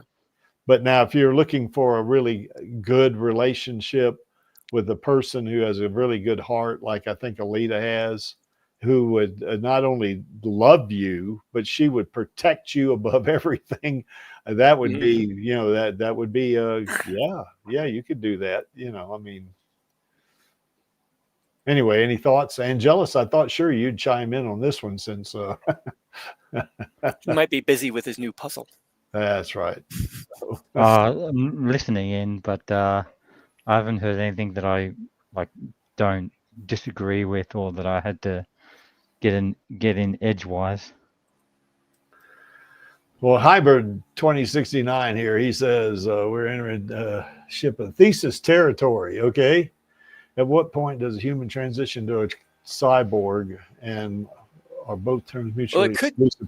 I don't think they're mutually exclusive. I think. And that's the thing. According to the dictionary definitions that I've been able to find, a cyborg is basically any organism with some kind of machine-like augmentation grafted into them that isn't causing them problems. Something that does actually augment them in some way, or replaces a lost function, like an artificial heart is a mechanical augmentation that replaces the loss of a biological heart. So somebody with an artificial heart is a cyborg by dictionary definition. Or like folks that have pacemakers put that in too, yeah, they still have a heart. Or that one woman who had that brain chip implanted that allowed her to stop suffering from those severe seizures. Yeah. Which unfortunately got taken out again once the company went bankrupt because it got revoked or something like that. But I just lost my train of thought. Damn it. Well, it's not like a cyborg is a separate species, is it? I mean, no. I mean, if you go all the way down to full body replacement, and which is the very extreme form of, amputation, your entire body gets amputated off of you, and you're just a brain, and then they put that brain into a mechanical body, which can emulate all the functions of a human body. You're still a human brain, which is basically, where the seat of consciousness is. I mean, all your consciousness, memories, emotions, all that stuff resides in the brain. Yes. Well, Finn brings up a good point here. An android's only a machine. That's a little different than a cyborg, isn't it? A cyborg is someone they are still human. They're just like Lee was saying, they're an augmented. Well, a cyborg is a cybernetically augmented organism. That's right. So there has to still be that organism in there. So if there is no organism, then it's an android or a robot. Yeah. So I guess the question is, do you think love can exist between a human and a cyborg? I would say, yeah, but there's some conditions behind it. If you're looking to have children, and I'm talking about a total replacement cyborg, i.e. Alita, okay? If you're looking to have children, then no. Alita cannot have children in a berserker body. Now, there's some question whether she can in her Imaginos body or not. Who knows, But in a berserker body, no, she can't have children. But if you're looking for someone to have a relationship with that, that doesn't include children, and she can be intimate, I mean, she was intimate with, with Hugo, I mean, she loves Hugo. Hugo loves her back, so I mean, I don't think there's any issue there. Yeah, I guarantee you one of the first things that they did with full body replacement was find a way to have sex, because humans are always doing that. Yes. Yes. So anyway, but with Alita, and Hugo, I don't think that's any kind of problem. I don't believe that's an issue with them. I mean, they just see each other as who they are, especially at the end. Now, at the beginning, certainly Hugo just saw her as a little teenage girl, and he saw her as a means to an end. But as time went on, he started getting attached. He fell in love with her, and she fell in love with him. And she is human. Because you remember the scene where she says, "Does it bother you that I'm not completely human?" And he says, "You're the most human person I've ever met." I mean, that right there was really, really a good scene, for that. What do we got here? And Jealousy getting there, isn't he? Yep. Oh, you have to glue that thing together, or is it just snap together? Snap. Oh, okay. It's got I wouldn't say Allen keys, but like an Allen key like connections and so holes. Little screws and bolts and things that might hold it together there. So I wonder if I can just grab this webcam and activate that. Where is it? There it is. All right, so that little part there, that's where the head goes. Mm-hmm. Mm-hmm. So let's see, that's like that. Doing red eyes or That's brown the- eyes? Oh, this is just as an example. So that's what it would okay. look like. But when you take it off, obviously, so that's, I've got to put the cloak on as well. Oh, Get yeah. off. Get off. Get off. Oh, I think it's magnetic too. Oh, Yes, okay. magnetic. Ah, okay, yeah. So that obviously goes in there. Oh, so you can switch the heads out and get God, different I'd weapons. love to have one of them damn things. Golly. So that's that. Not like you can't afford it, Creaky. Well, yeah. He'll be taking the That's time to deal with it. He's been pretty busy lately. Yeah, that's true. Yeah, to Finn's comment, the novelization for the movie did specify that she was anatomically accurate. So Yes. She Yeah, she was, could have- was capable of all the things a normal girl could do. yes, Yeah, she could have sex, I guess, but like I'm saying, though, if you want children, yeah, there's no reproductive organs. there's no pre-production there, but yeah, she can have sex. Unless you get into the Sure. realm of a really advanced nanotech.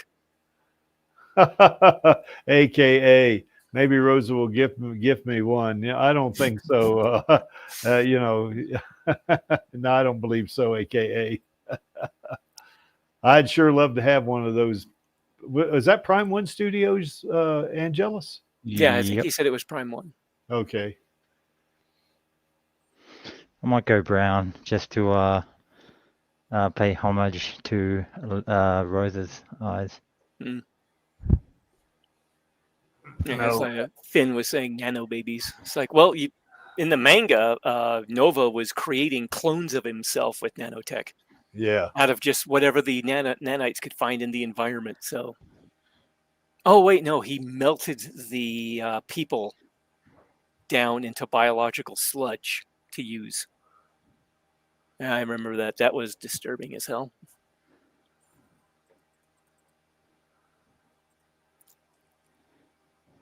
See, don't think Nova can't. Okay, got double negative going there, AKA. Don't think Nova can't augment Alita's body to make it possible to have her kids. Yeah, don't go thinking he can't do that. Yeah. He absolutely can. Well, he augmented the thin air to like have the ability to create clones of Reproduce himself. So, Yeah. yeah. Yeah, he can do that. Yeah, I guess he could then, But I think her on her own, Still just the such way her BS. body is right now, she can't do it. But Mhm. yeah, but she can still have sex. So, I mean, as a matter of fact, in the novelization, there's a section in there where it alludes to the fact she comes home, after being out all night. Maxie, you remember that, I think, don't you? And everybody knows where she's been or something like that. Mhm. Yeah.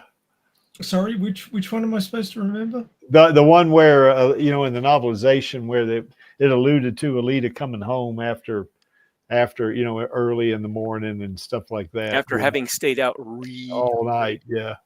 Oh yeah. Yeah. Guess where she was? Mhm. So I wonder. Yeah. So anyway, but I think, now here it says devotion and emotional clarity. Certainly, she loves Hugo.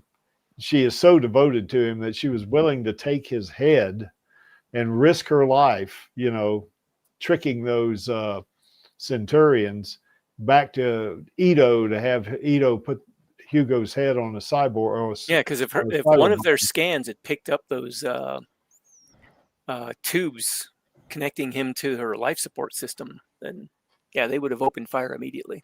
Yeah, it would have been tough. Of course, she might have made mincemeat out of them like she did in the factory, but of course that would have killed Hugo. But anyway, but she's obviously willing to do that, so she was devoted to him.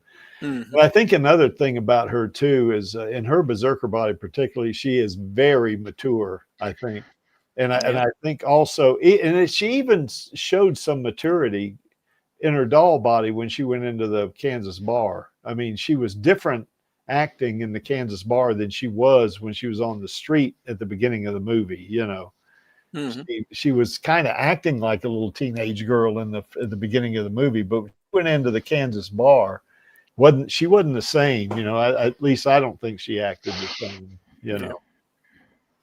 I think some of that might have been she was basically feeding off of Ito's expectations of her, the way he was treating her as a teenage girl. So Yeah. she was kind of like going with that, even subconsciously. And Yeah. then as the story progressed, she started sort of coming into her own, basically. Yep. Now, what does devotion mean in a in a world where bodies are replaceable? I don't think it changes that much myself. Well, I think you got a key word there, where the bodies are replaceable. Yeah, Because you've that's still right. got the person themselves that cannot be replaced. I mean, that's why brain death is one of the very few punishable crimes in the scrapyard or in Iron City. Because brain death is the ultimate death of the individual. Yeah. Anything less than that, well, they can fix it, replace it, make a new one of it, except for the brain. Well, I think in regards like, well, here's a good example of that. When they were on the tube, now, of course, Alita is completely devoted to Hugo, but when they were up there on the supply tube, Hugo was not in his human body. He was in a cyber body. So she still loved him as much in that cyber body as she did a human body. So Yeah. I don't think it means anything. That's what I think. You know. I agree. I mean, it's like, the person Yes. isn't the body. Yes. Because once he got his body replaced, she still looked at him the same way. It was still him. Yeah. What do you think out there in the chat?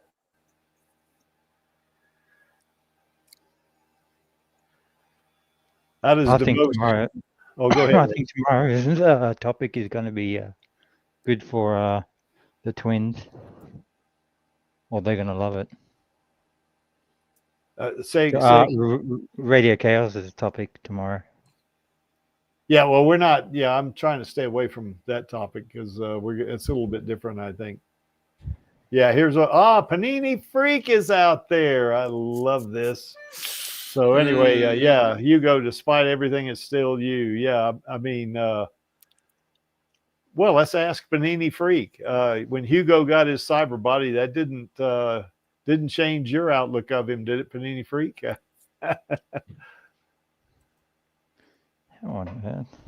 Oh, this actually was showcased in one of the Matrix movies. The one where Neo gets trapped in the train station and he meets those two other programs that have a daughter with them. Yeah. And the man basically tells him, it's like, what is love? It's just a word. What matters is the connection that word is love? Referring to. Yeah. Baby, don't hurt me. Sorry, I had to break out into song. Yeah, I do believe Angelus has got a kid out there somewhere. See, told you. Oh boy. Circumstantial evidence is mounting. Yeah, I don't think whether you got a cyborg body or not, or a cyber body, I think it doesn't matter. If you love somebody, it's going to be the same. Yep. Maybe I'll figure that out in about 200 years, right, Maxie?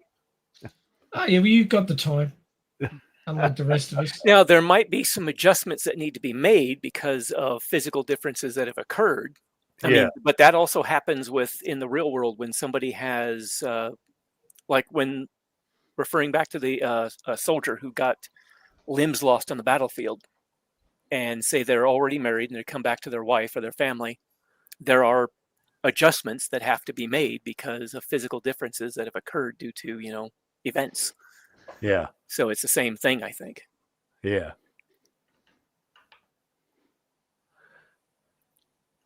Anyway, I think this is probably one of Panini Freak's favorite images right here, I think. That'd be my her and Random Bombs. Very possibly. Yes. Okay, now here's something. You know, I've heard that this line. I've heard some critics say this line's real cheesy and stuff like that. But to me, it kind of really demonstrates who Alita is. You know, I mean, she goes after Grewishka because she loves her family and friends and sees Grewishka as a threat. You know, and of course, the fact that she's drawn to conflict is just going to make that drive for her to confront that threat even more irresistible. You know, and she does have fear. You know, she definitely does. Remember when she was fighting Makaku in the manga, she was afraid, but then she overcame it. Yep. And it made her even more fierce, you know, once she did, you know. So and she also fears for the well-being of people she cares about if they happen to be in danger. So yeah, like she that, does like feel baby fear. Koyomi, baby Koyomi and that dog, you know, what Fang I think was his name, something like that. Duke Fang. Duke Fang, that's right. Yeah, that was the dog's name. For some so reason, anyway, it had two the whole. names. Oh, go ahead, Lee. I was just gonna. For some reason, it had two names. Oh, okay.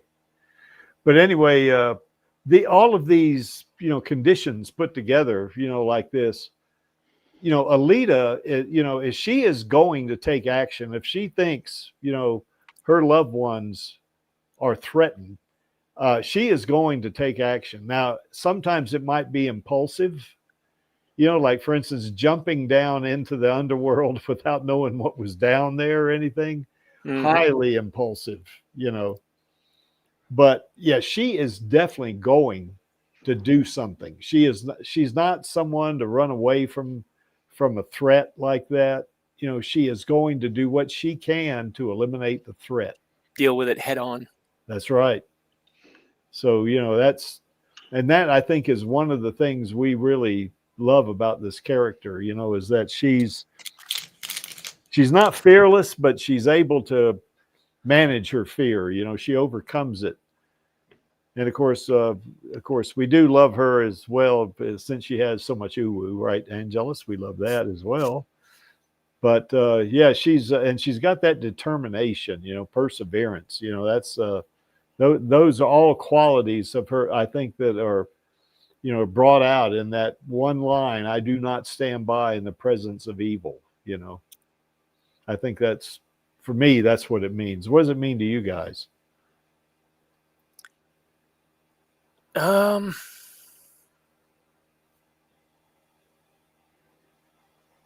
Sorry, my mind just blanked here. Yeah, you're referring to the statement there. Yeah, I mean, yeah. Just how does that? I would take it actually at face value. Whatever she sees as evil, she won't stand by and just let it pass. Agreed. Possibly. I mean, you got that saying. It's like, you know, evil flourishes when good men do nothing. Yes. So this is the answer to that. Yes. Good men or good women in this case, right? Yeah. When So, good yeah. people stand by and do nothing. Hello, Chaos Nova from north of Philadelphia. Hey, Chaos.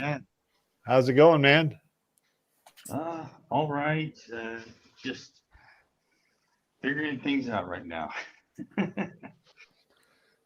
Well, if you got anything you've got coming up on your channel, you can go ahead and put that in the private chat, and I'll load it up in the public chat.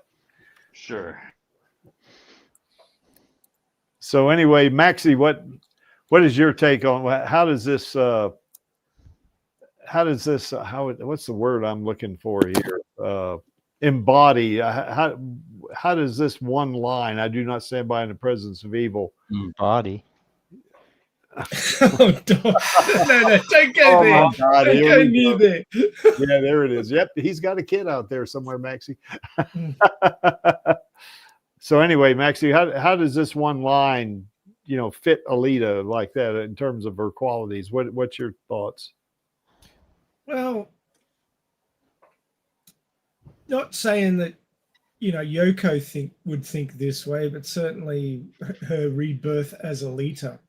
Yeah.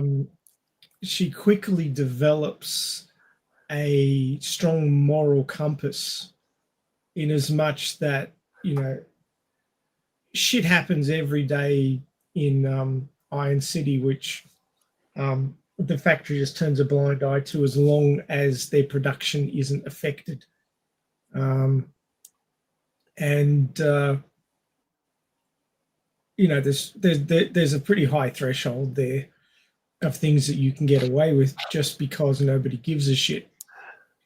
And Alita looks at this and goes, well, I give a shit, and I choose to do that, and I choose to not stand idly by while terrible things happen. And Yeah. you know, all the hunter warriors in the bar, if they got together, could have stopped Gruishka, but none of them wanted to get involved because there was nothing solid in it for them. There was no bounty, so they just weren't going to make a move against him. Nothing that they can see is beneficial. That's worth remembering. Exactly. Yeah. But Alita's like, nope, that's not how I operate. And she just basically says, well, you know, if I see evil occurring, I'm going to stop it.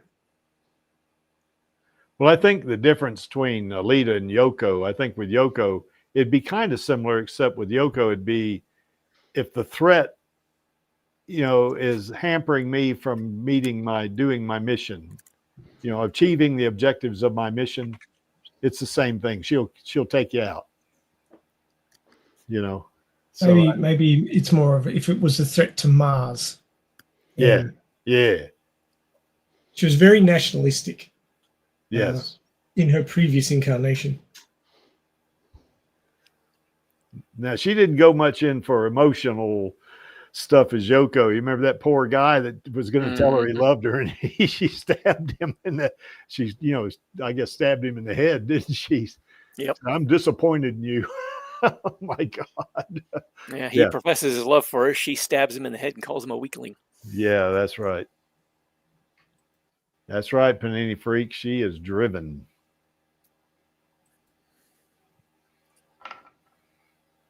Yeah, what was that guy's name, Maxie? Do you remember? Oh God, we only just covered it. And yeah, I know. I can't remember his name. Not off the top of my head. We don't have the professor here either. Yeah, he's not. Yeah, Badman was out there. And you know, it wasn't like that guy too was somebody, you know, just a new acquaintance. I mean, he was a colleague, a comrade, someone she'd fought alongside. Yeah, for years. Yeah, and she didn't care. Well, I think that's partly goes into the kind of conditioning that she went through as a Künstler. Yeah. I mean, because they basically take these people and they turn them train them for years, turning them into killing machines. Yeah. What's his name? Beltram. Okay. Yeah, Angelus, if you're going to confess your love to Alita, you want to make sure you're talking to Alita and not Yoko. Yeah. Beltram, you disappoint me. Yeah, Beltram. Weakling. Yeah. Well, that's cold, isn't it? I mean, wow. And apparently she was pretty cold too at that point. All she had to say was, no, the feeling's not mutual, Beltram, but let's just keep our relationship the way it is right now. Kind of reminds me of that old meme. It's like, what's the worst she could say? Yeah. Well, dealing with Yoko, it's not a matter of her saying anything or just saying anything. Well, she was ordered to kill the injured. Yeah. Before leaving. She's following orders too, so yeah.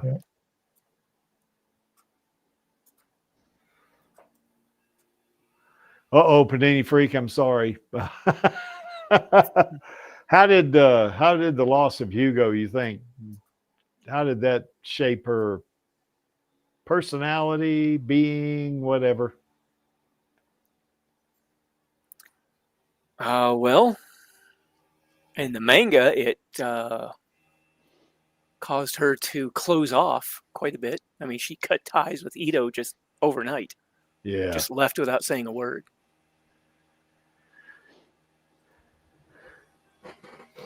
She kind of reunited with him in a degree, though, when Ito told her that you know, hey, you're the only family I've ever had, and you know, basically I'm sorry and stuff like that, then, you know, she, you know, I guess emotionally took him back, you know. Yep. Yeah. But yeah, I think it that kind of thing hit her bad enough that she lost some of that naivety that she had, that willingness to be open with people, and she started doing like so many other people around her, you know, keeping her guard up. Yeah.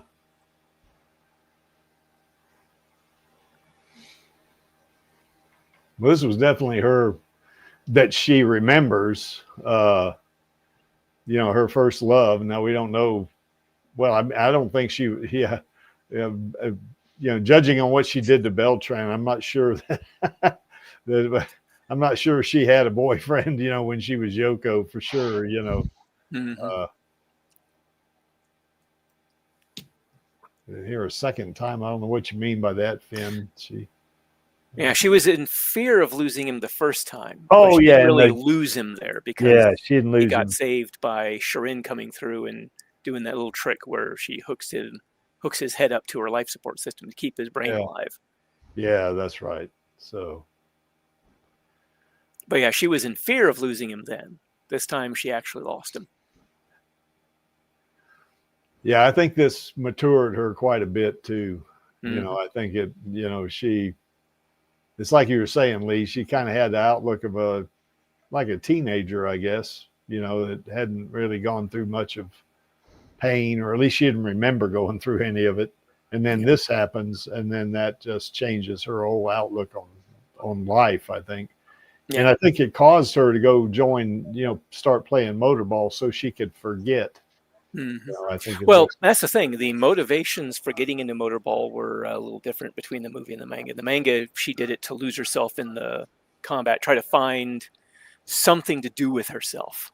Yeah. So she wouldn't just get lost in the pain. Yeah. And in the movie, it's because she has a specific goal in mind, and motorball is going to get her there. She already has a purpose. She wants to get Nova. Mm-hmm.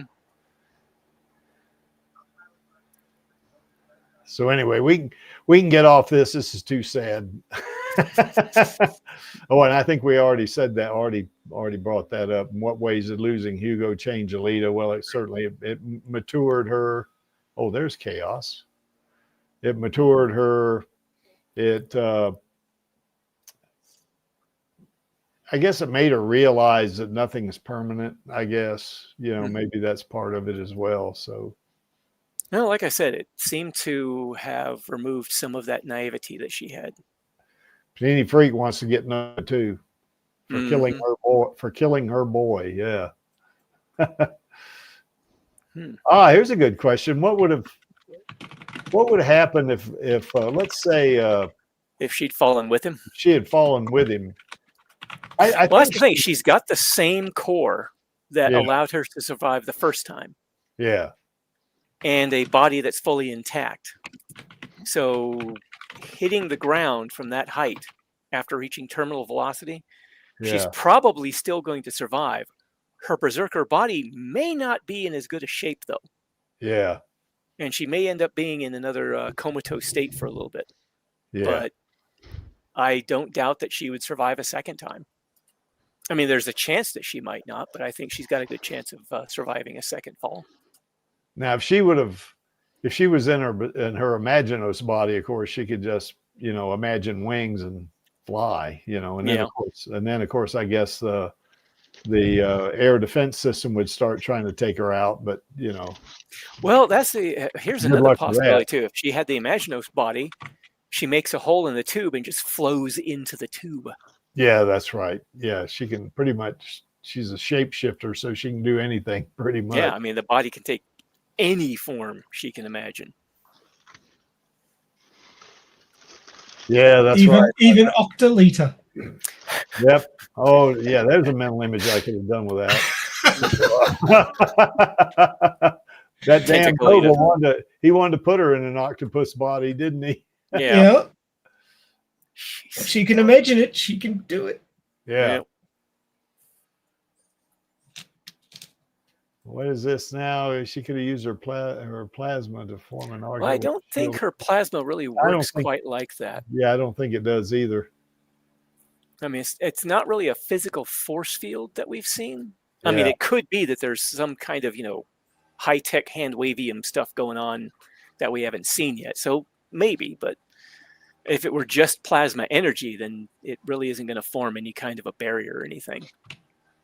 Not a physical barrier, anyway. I'm going to get me some hand wavium. That'd be really useful stuff. I've been using quite a bit of it. I think Nova's playing with fire, though, pissing Alita off like this because, I mean, she's a pretty potent enemy. No? Okay. Yeah. That's the thing. He's, the one in the movie at least, is immortal, arrogant, hasn't been beaten. So he's... And is overconfident much. Oh, yeah.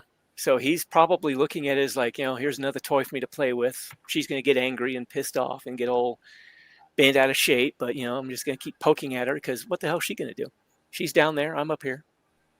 Not to mention, he supposedly destroyed the berserker bodies before. Mm-hmm. Yeah, that's right. Okay, well, we can move off of this because it's too sad, and I know Panini freaks out there, and I want to get off of it. So anyway, just a couple other questions, I guess. In the movie, what scene made you feel Alita was more human than a machine? In the movie? Yeah. All of it? Yeah. Well, the scene where she gives Ito a kiss on the cheek after she wakes up in her new body. Yeah. That was definitely one of them. Yep. Maxie, what do you think? Well, this is not coming from me personally, but it's basically written in the novelization where Nova says all these TR cyborgs spend so much time over emoting to make up for the fact that they're a brain in a case. Okay. And that line sort of says a lot about I think it says a lot about Nova and how he looks at them. Yeah. Yeah. That's true, but also I think that the human reaction to waking up in a TR body would be pretty like you see it with Hugo. He wakes up and he's a biological head on a cyborg body, and he's like, "Oh shit!" Mm-hmm. And he starts to lose his cookies. So yeah, emotional damage. Yeah, that one. Yeah. Well, Angelica, what do you think made what scene made you think Alita more human than a machine?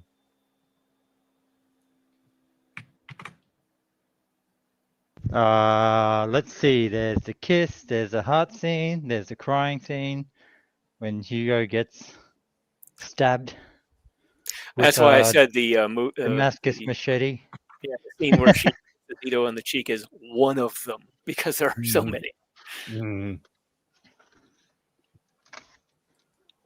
Yeah, Finn listed one. Hybrid listed one. Yeah. There's another one. Yeah, there was a whole bunch of them in there. Yeah, the ones where she's fighting, not quite as much. I mean, there's probably quite a bit of human emotion and whatnot behind all of that. But when she's fighting, it shows off, a lot of the sort of martial arts action stuff. It's more the stuff where she's interacting with people that she cares about, loved ones, that kind of thing. What about you, Chaos? I just say that it's quite a bit of nurture going on. It's just she's living a certain way and trying to think, okay, I'm experiencing it this way. What is the best way to handle this? Obviously, there's different extremes, but neither one is necessarily correct. I mean, you have people who are super isolationist like Chaos, but then again, he's not necessarily right. and it's complicated, like Century kind of complicated. Reference to the Thunderbolts, anyways. But Yeah. He wasn't right in his case either. You kind of need him, but that's a long story. Yeah, AKA says when she first meets Hugo, yeah. Yeah. Yeah. For me, there's two scenes. Of course, my favorite scene is "Fuck Your Mercy." That is human to me. Mm-hmm. You know, I love that scene, and of course, I like the kissing bridge scene. So yeah. Oh yeah, that's another one where Mm-hmm. they're in the. That used to tear me up. I mean, since I've seen it so many times, not quite as much, but her. You know, when Hugo tells her that he loves her, you know, and she kind of breaks up a little bit, you know, that right there used to get to me. Mm-hmm. So still does. Point. Yep. Not like I did the first few times I've seen it though.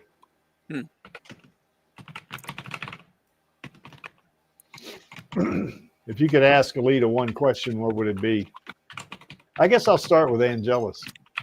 Because I think I know what his question is going to be. No comment. I was going to say, will you go out with me? I was thinking, would you marry me? I was thinking his first question would be a marriage proposal. Could be. Mm. Well, Maxie, let's go with Lee first, I guess. Lee, what would be your question, I guess? Oh, good Lord. I'm kind of blanking out. Why ask questions that you already know the answer to? Yeah, well, that's right. Yeah, you're right. You're right. Well, in my case. I'm kind of blanking. I can't even think of a question. What about you, Maxie? Oh, that's a hard one because there's so many. There's so many that I could ask. Oh, and it depends on which Alita you're talking about because the story is so long that like you end up with variations over. What happened on Venus is right up in the top 5. Yeah. I want to know. Yeah, I'd probably have to say what happened on Venus is my biggest question about the entire series. What about you, Kay? Oh, go ahead, Maxie. I'm sorry. No. I just go with what happened on Venus because it's a big question. Okay, how about you, Chaos? Any question? Where are any other Novas out there? They must all be gone. Mm-hmm. Okay, yeah. Okay. For me, I guess I'd want to ask her, what were you doing for those 10 years in the Badlands? That would be my question, I guess. Or would you spot me? Yeah, she could spot me pretty easily, I think. I wouldn't have to worry about the bar falling on my chest or anything like that or on my back or whatever. Yep. Or I could ask her, are you going to be glad to see me when I see you in the year 2563? So anybody out there? Okay. AKA, so will you be my bodyguard? Jeez. I called you Al. Oh boy. Yeah. Harken back to that Chevy Chase and Paul Simon thing. Mm-hmm.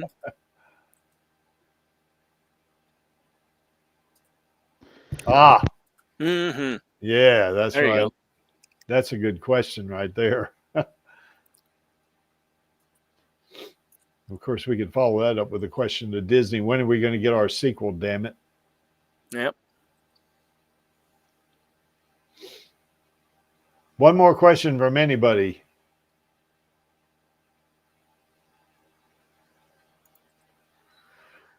What are you going to do with Erica?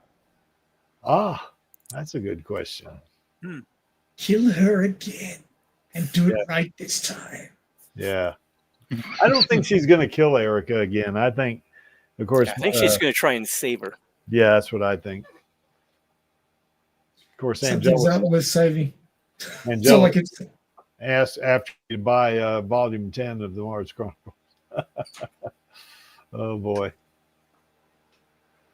All right, well, I think we hit that one good enough. So anyway, we've kind of gone over her relationships with those 6 guys. 2 of them were good relationships. 4 of them were not so good. We do know that Alita's capacity for love does definitely shape her decision-making process, particularly if her, if her loved ones, friends and family she feels that they are threatened, she will act. So, we know that's going to happen. And we do know that she is a very devoted person. I mean, once she cares about you, it's going to be for the long haul. I mean, even with Hugo, when she was up in Zalem, I remember there was a scene or a panel where she said, I knew a boy once that would have loved to have seen this view. And she was, speaking of Hugo, and that was like 14 years after Hugo, had fallen, so, and then of course, the do not stand by in the presence of evil, the quintessential, line, I think that really typifies Alita a lot. She's, if there's a threat or there's something that's, it's going to be harmful to others or whatever, she is not going to sit on her hands. She is going to go do something about it, And then, of course, the loss of Hugo kind of matured her quite a bit. It hurt her a lot. And to the point when she started playing motorball, she was doing it really just to forget, not to become a good motorball player. Because I don't think she really cared that much about motorball, because she was going to quit, and Ed got mad at her, and actually slapped her, I think, which is a dangerous thing to do. Yes. So that right there, I think, gives evidence of the fact that she gives people she cares about a good deal of leeway. Yeah, I think so. Yeah. So, did we miss anything, guys? I don't think so. Well, you can see from that center panel there that Alita does love her Uncle Creek, and that's because he wants a sequel, and we all want a sequel. A sequel? We want multiple sequels. We want a sequel. Damn it, we want that sequel. And we want multiple sequels? Yeah. How many is it, Lee? Trilogy of trilogies. Yeah, that's right. There you go. And next week, yes, Maxie, we do have a topic for next week. Lee is going to read 2 more chapters out of his fanfic. Is it part 9 already? Jeez. Yes. I mean, I do have what I've written so far, so in the future you want to ask me, I could do that. Oh, cool. Do you have a fanfic, Chaos? I have. It's a Google Doc, so I could do it sometime. Oh, cool. You're going to put that up on the network, the gaming network, Lita Gaming Network. Google Doc. Okay, cool. Should stick it on Archive of Our Own. Yeah, put it on there, and then you can put the link. It's written in a scripted way, so dialogue, action, and so on. But I can do that.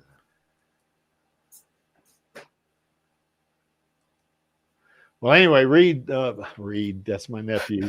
Lee, I was thinking of Reed for another reason. Sorry. Lee is going to read this for us. And, he's, we really enjoy these readings. I mean, last week, you remember Radio Chaos, I hope all you folks, listened to Maxie read his fanfic. That was pretty cool. Yep. Yeah, it's 3 a.m. Well, you came through there, Max. Dedicated. That's what we call it. I was a little spaced out myself too, because it was a little early for me too. Oh, by the way, I thought you were going to get a picture of Alita that looked a little less pissed off at. Yeah, I need to do that, don't I? She looks like she wants to take somebody's head off there, doesn't she? Yeah, it looks like she's about to throw down with Jason. It's like, well, look. Chapter 31, which is on the way, as so Lee tells me, that's how she looks, because she's pissed off that they stole her Jason. Well, not just Jason, what they did to Kiyomi too. The Kiyomi got away thanks to Yes, Jason. she got away, but even Oops, so. spoilers. Don't tell me what happens to Koyomi. Anyway. Yeah. So anyway, in the first chapter where I brought her in, there was just the one fight scene. It was over quick because she was just, so overpowered. With with chapter 31, there's going to be more than one fight scene against multiple opponents because she's, doing a lot of breaking into enemy strongholds, as it were. Well, not necessarily strongholds, but kind of enemy strongholds. Well, Lee, I won't use this as the thumbnail. I'll come up with when I create the instance on StreamYard, I'll come up with a better picture of Alita where she doesn't look like she's about to take somebody's head off. If I may make a suggestion, yeah, maybe a cropped version of that one where she's leaning back in her berserker body, just kind of looking out. Oh, I know the one you're talking about. Yeah. I can do that. Yeah, that'd be easy. That'd be my suggestion anyway. Okay. Yeah. Well, since it's your fanfic, that's what we'll go with. All right. Yeah. So anyway, join us next week for that. We have a lot of fun with these fanfic readings. Maybe we'll have Chaos come on and read his one time too. And the Creek may read his again, at some point. I would be open for it. It's not quite all the way done. Oh, okay. It starts as a film wire type thing where it starts at the ending, then characters explain everything that led up to it. So I'm almost there. All right. Almost. It's pretty long though. All righty. Of course, Maxie is already way ahead of me here on that. So, what do you think I've been doing while we've been talking? Mm-hmm. Is that what all those key presses were? Yeah. Okay. So this is going to be a topic that's similar in some ways to what we talked about today, at least piece of it anyway. So you want to chat about it there, Maxie?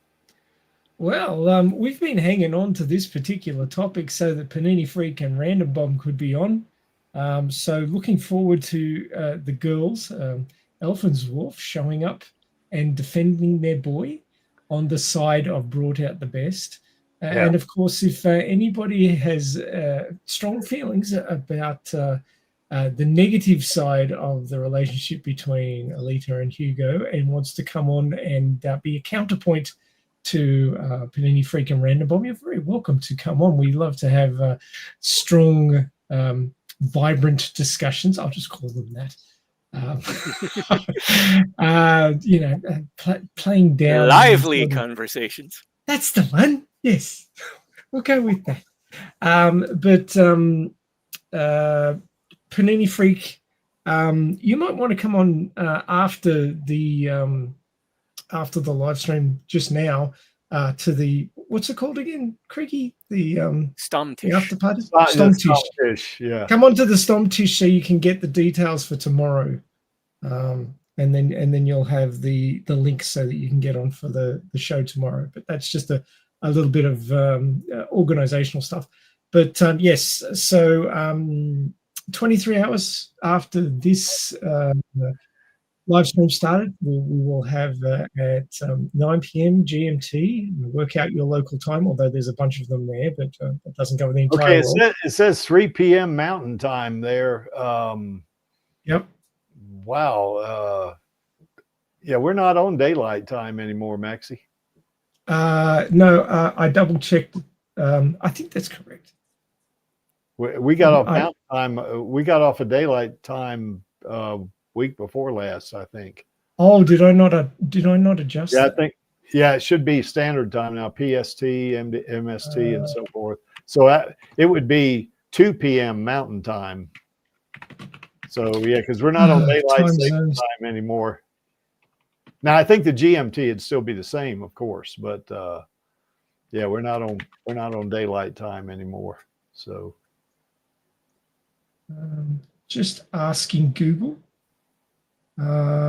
Says 2 p.m. Mountain Time. Yeah. So yeah, I need to adjust those. Damn it. Oh boy, somebody besides me made a mistake on time. No, I've adjusted them in some places, but not in other places because we have them written down in too many damn places. Okay. Dear. Oh, Random Bomb is out there. I love this. Yep, she finally showed up. Yeah. So Random Bomb and Panini Freak, I'd really love you to come onto the Stomtish so you can get the link for tomorrow, and then that's all sorted out, and then you'll know. But depending on what your time zone is, those PDT, MDT are all 1 hour earlier now. Mm. So Mountain Time is 2, not 3. Pacific Time is 1, not 2. Yeah. So if you show up at that time, you will be an hour late. So I apologize for that. Kind of like I did with Jesse Fisher's. Yeah, that was that was fun. But hey, if you're an hour late, you probably just miss all of the segments before the actual discussion anyway. So Yeah. Yeah, we get to the slide on the Stomtish. I'll put the link in there, Panini Freaking Random Bomb. So but yeah, so yeah, that'll be tomorrow. It should be a good discussion. If no one else wants to come down on the side of Doom from the start, I will give it a shot, just so that we've got compare and contrast. But yeah, let us know what you think. Do join us on the panel if you'd like to. We'd be happy to have you. I'm gonna. Oh, and I put you down as being there, Lee, because you've been there for the last month or so, every single one. So I figured you'd show up. No, I'll try to. I'm going to ride the fence on this tomorrow. one. Yeah, tomorrow I might be a little late. I'm not sure. I've got some stuff that needs to be taken care of. I don't think it'll run over into that time, but I just wanted to let you know in case it did. Even if it does, we spent the first hour doing other stuff. So Yeah. True. Yeah. Even if you're a little bit late, doesn't matter. All right. But yes, all those daylight times, you've dropped back an hour, so it's an hour earlier. Yeah. Just so you know. That's me. Cool. So there's our queen right there. And of course, we are really fortunate that they picked Rosa to be Alita. That's for sure, because she is super at what she does. And man, I've seen several of her movies. I've never been disappointed in any of them. You know, I mean, she's just really, she is magnificent. And she certainly was magnificent in that play I went to see her in too, you know. So yeah, she's we're really, really fortunate that she became Alita. And of course, as an actor, she is #1 in the Creeks book. That's for sure. I also want to give shout outs to Elle Lamont and Jesse Fisher, because they brought Screwhead to life. And, you know, we want to see Alita and Screwhead team up against Joshigan. And, you know, it's kind of like Elle was saying, you know, that, you know, Screwhead's pissed off, you know, she's been taken advantage of. And she says, you know, I'm with you, girl. You know, goes back, makes up with Alita. I'm with you, girl. Let's go burn it all down. I love that statement. So, but anyway, we want all 3 of these ladies in the sequel because they deserve it. And Disney, I swear, if you give us that sequel, you will make money, because you're going to make money on us, is what you're going to do. So, you know, it's come on, Disney, get with it. Let's green light that thing and get it going. And of course, we're pretty happy that we had such a really good panel here today. Thanks, Lee, for showing. Lee's become a regular. I don't think he's no longer a guest. We were talking about that early on. He's a regular now. And of course, Maxie, you know, we always love having Maxie on. Angelus, of course, is my co-host here. And Chaos comes on frequently as well. So we, you know, we got a good panel, and we appreciate, you know, everybody showing up and just, you know, participating and that sort of thing. So one other thing about this too is that, you know, we are definitely the Alita Army. You know, let me say this about Stomtish first. I kind of got ahead of myself a little bit. I'm going to put that in the comments so Panini Freaking Random Bomb can, okay, Panini Freaking Random Bomb, there it is. But not just those, not AR11 and AR12 are not the only 2 people invited. anybody can come on the Stammtisch. We don't stream this. You don't have to worry about, talking in front of a bunch of people on the internet, anything like that. It's just us talking. The streaming is over, and we just love to have you and talk to you. And certainly we do want Panini Freaking Random Bomb on so we can kind of finalize them coming on Radio Chaos tomorrow. We are the Alita Army. We are, Maxie, the most positive fandom on the internet, aren't we? That's right. And we support Alita and Rosa passionately and positively. And we are here to stay, Bob Iger, Disney. We are here to stay, and you are not going to get rid of us. We are just going to keep doing what we're doing. The Creek is going to keep doing what he's doing, and Radio Chaos is going to keep doing what they're doing, and Chaos Nova and all of us, because we want that sequel. Why is this image here? Well, that image is there because I like it. And I am not only the producer and stream manager, but I'm the janitor. I'm the HR person. I'm the IT person. I'm all of those things. And to paraphrase Gruishka, I'm only here for our girl and the Elite Army and our Queen Rosa. I'm here for her as well, as we all are. And that means we only have one thing left to do. And that would be on my count of 3. 1, 2, 3. Film Film those those sequels, sequels, baby. baby. That was really good for a change. So anyway, we'll see you next week on on Radio Chaos. Jesus. Well, we will see you next week on Radio Chaos, but we'll also see you next week on the Alita live stream, and we'll see you tomorrow on Radio Chaos. Bye. Yep, take care, guys. Yeah. What's up, Alita Army? This is Hot Toys Alita, and I hope you enjoyed this week's Alita livestream. Please join my Uncle Creek, Angelus, and our other guests for next week's show. Remember, I do not stand by in the presence of evil, and film those sequels, baby. See you next time.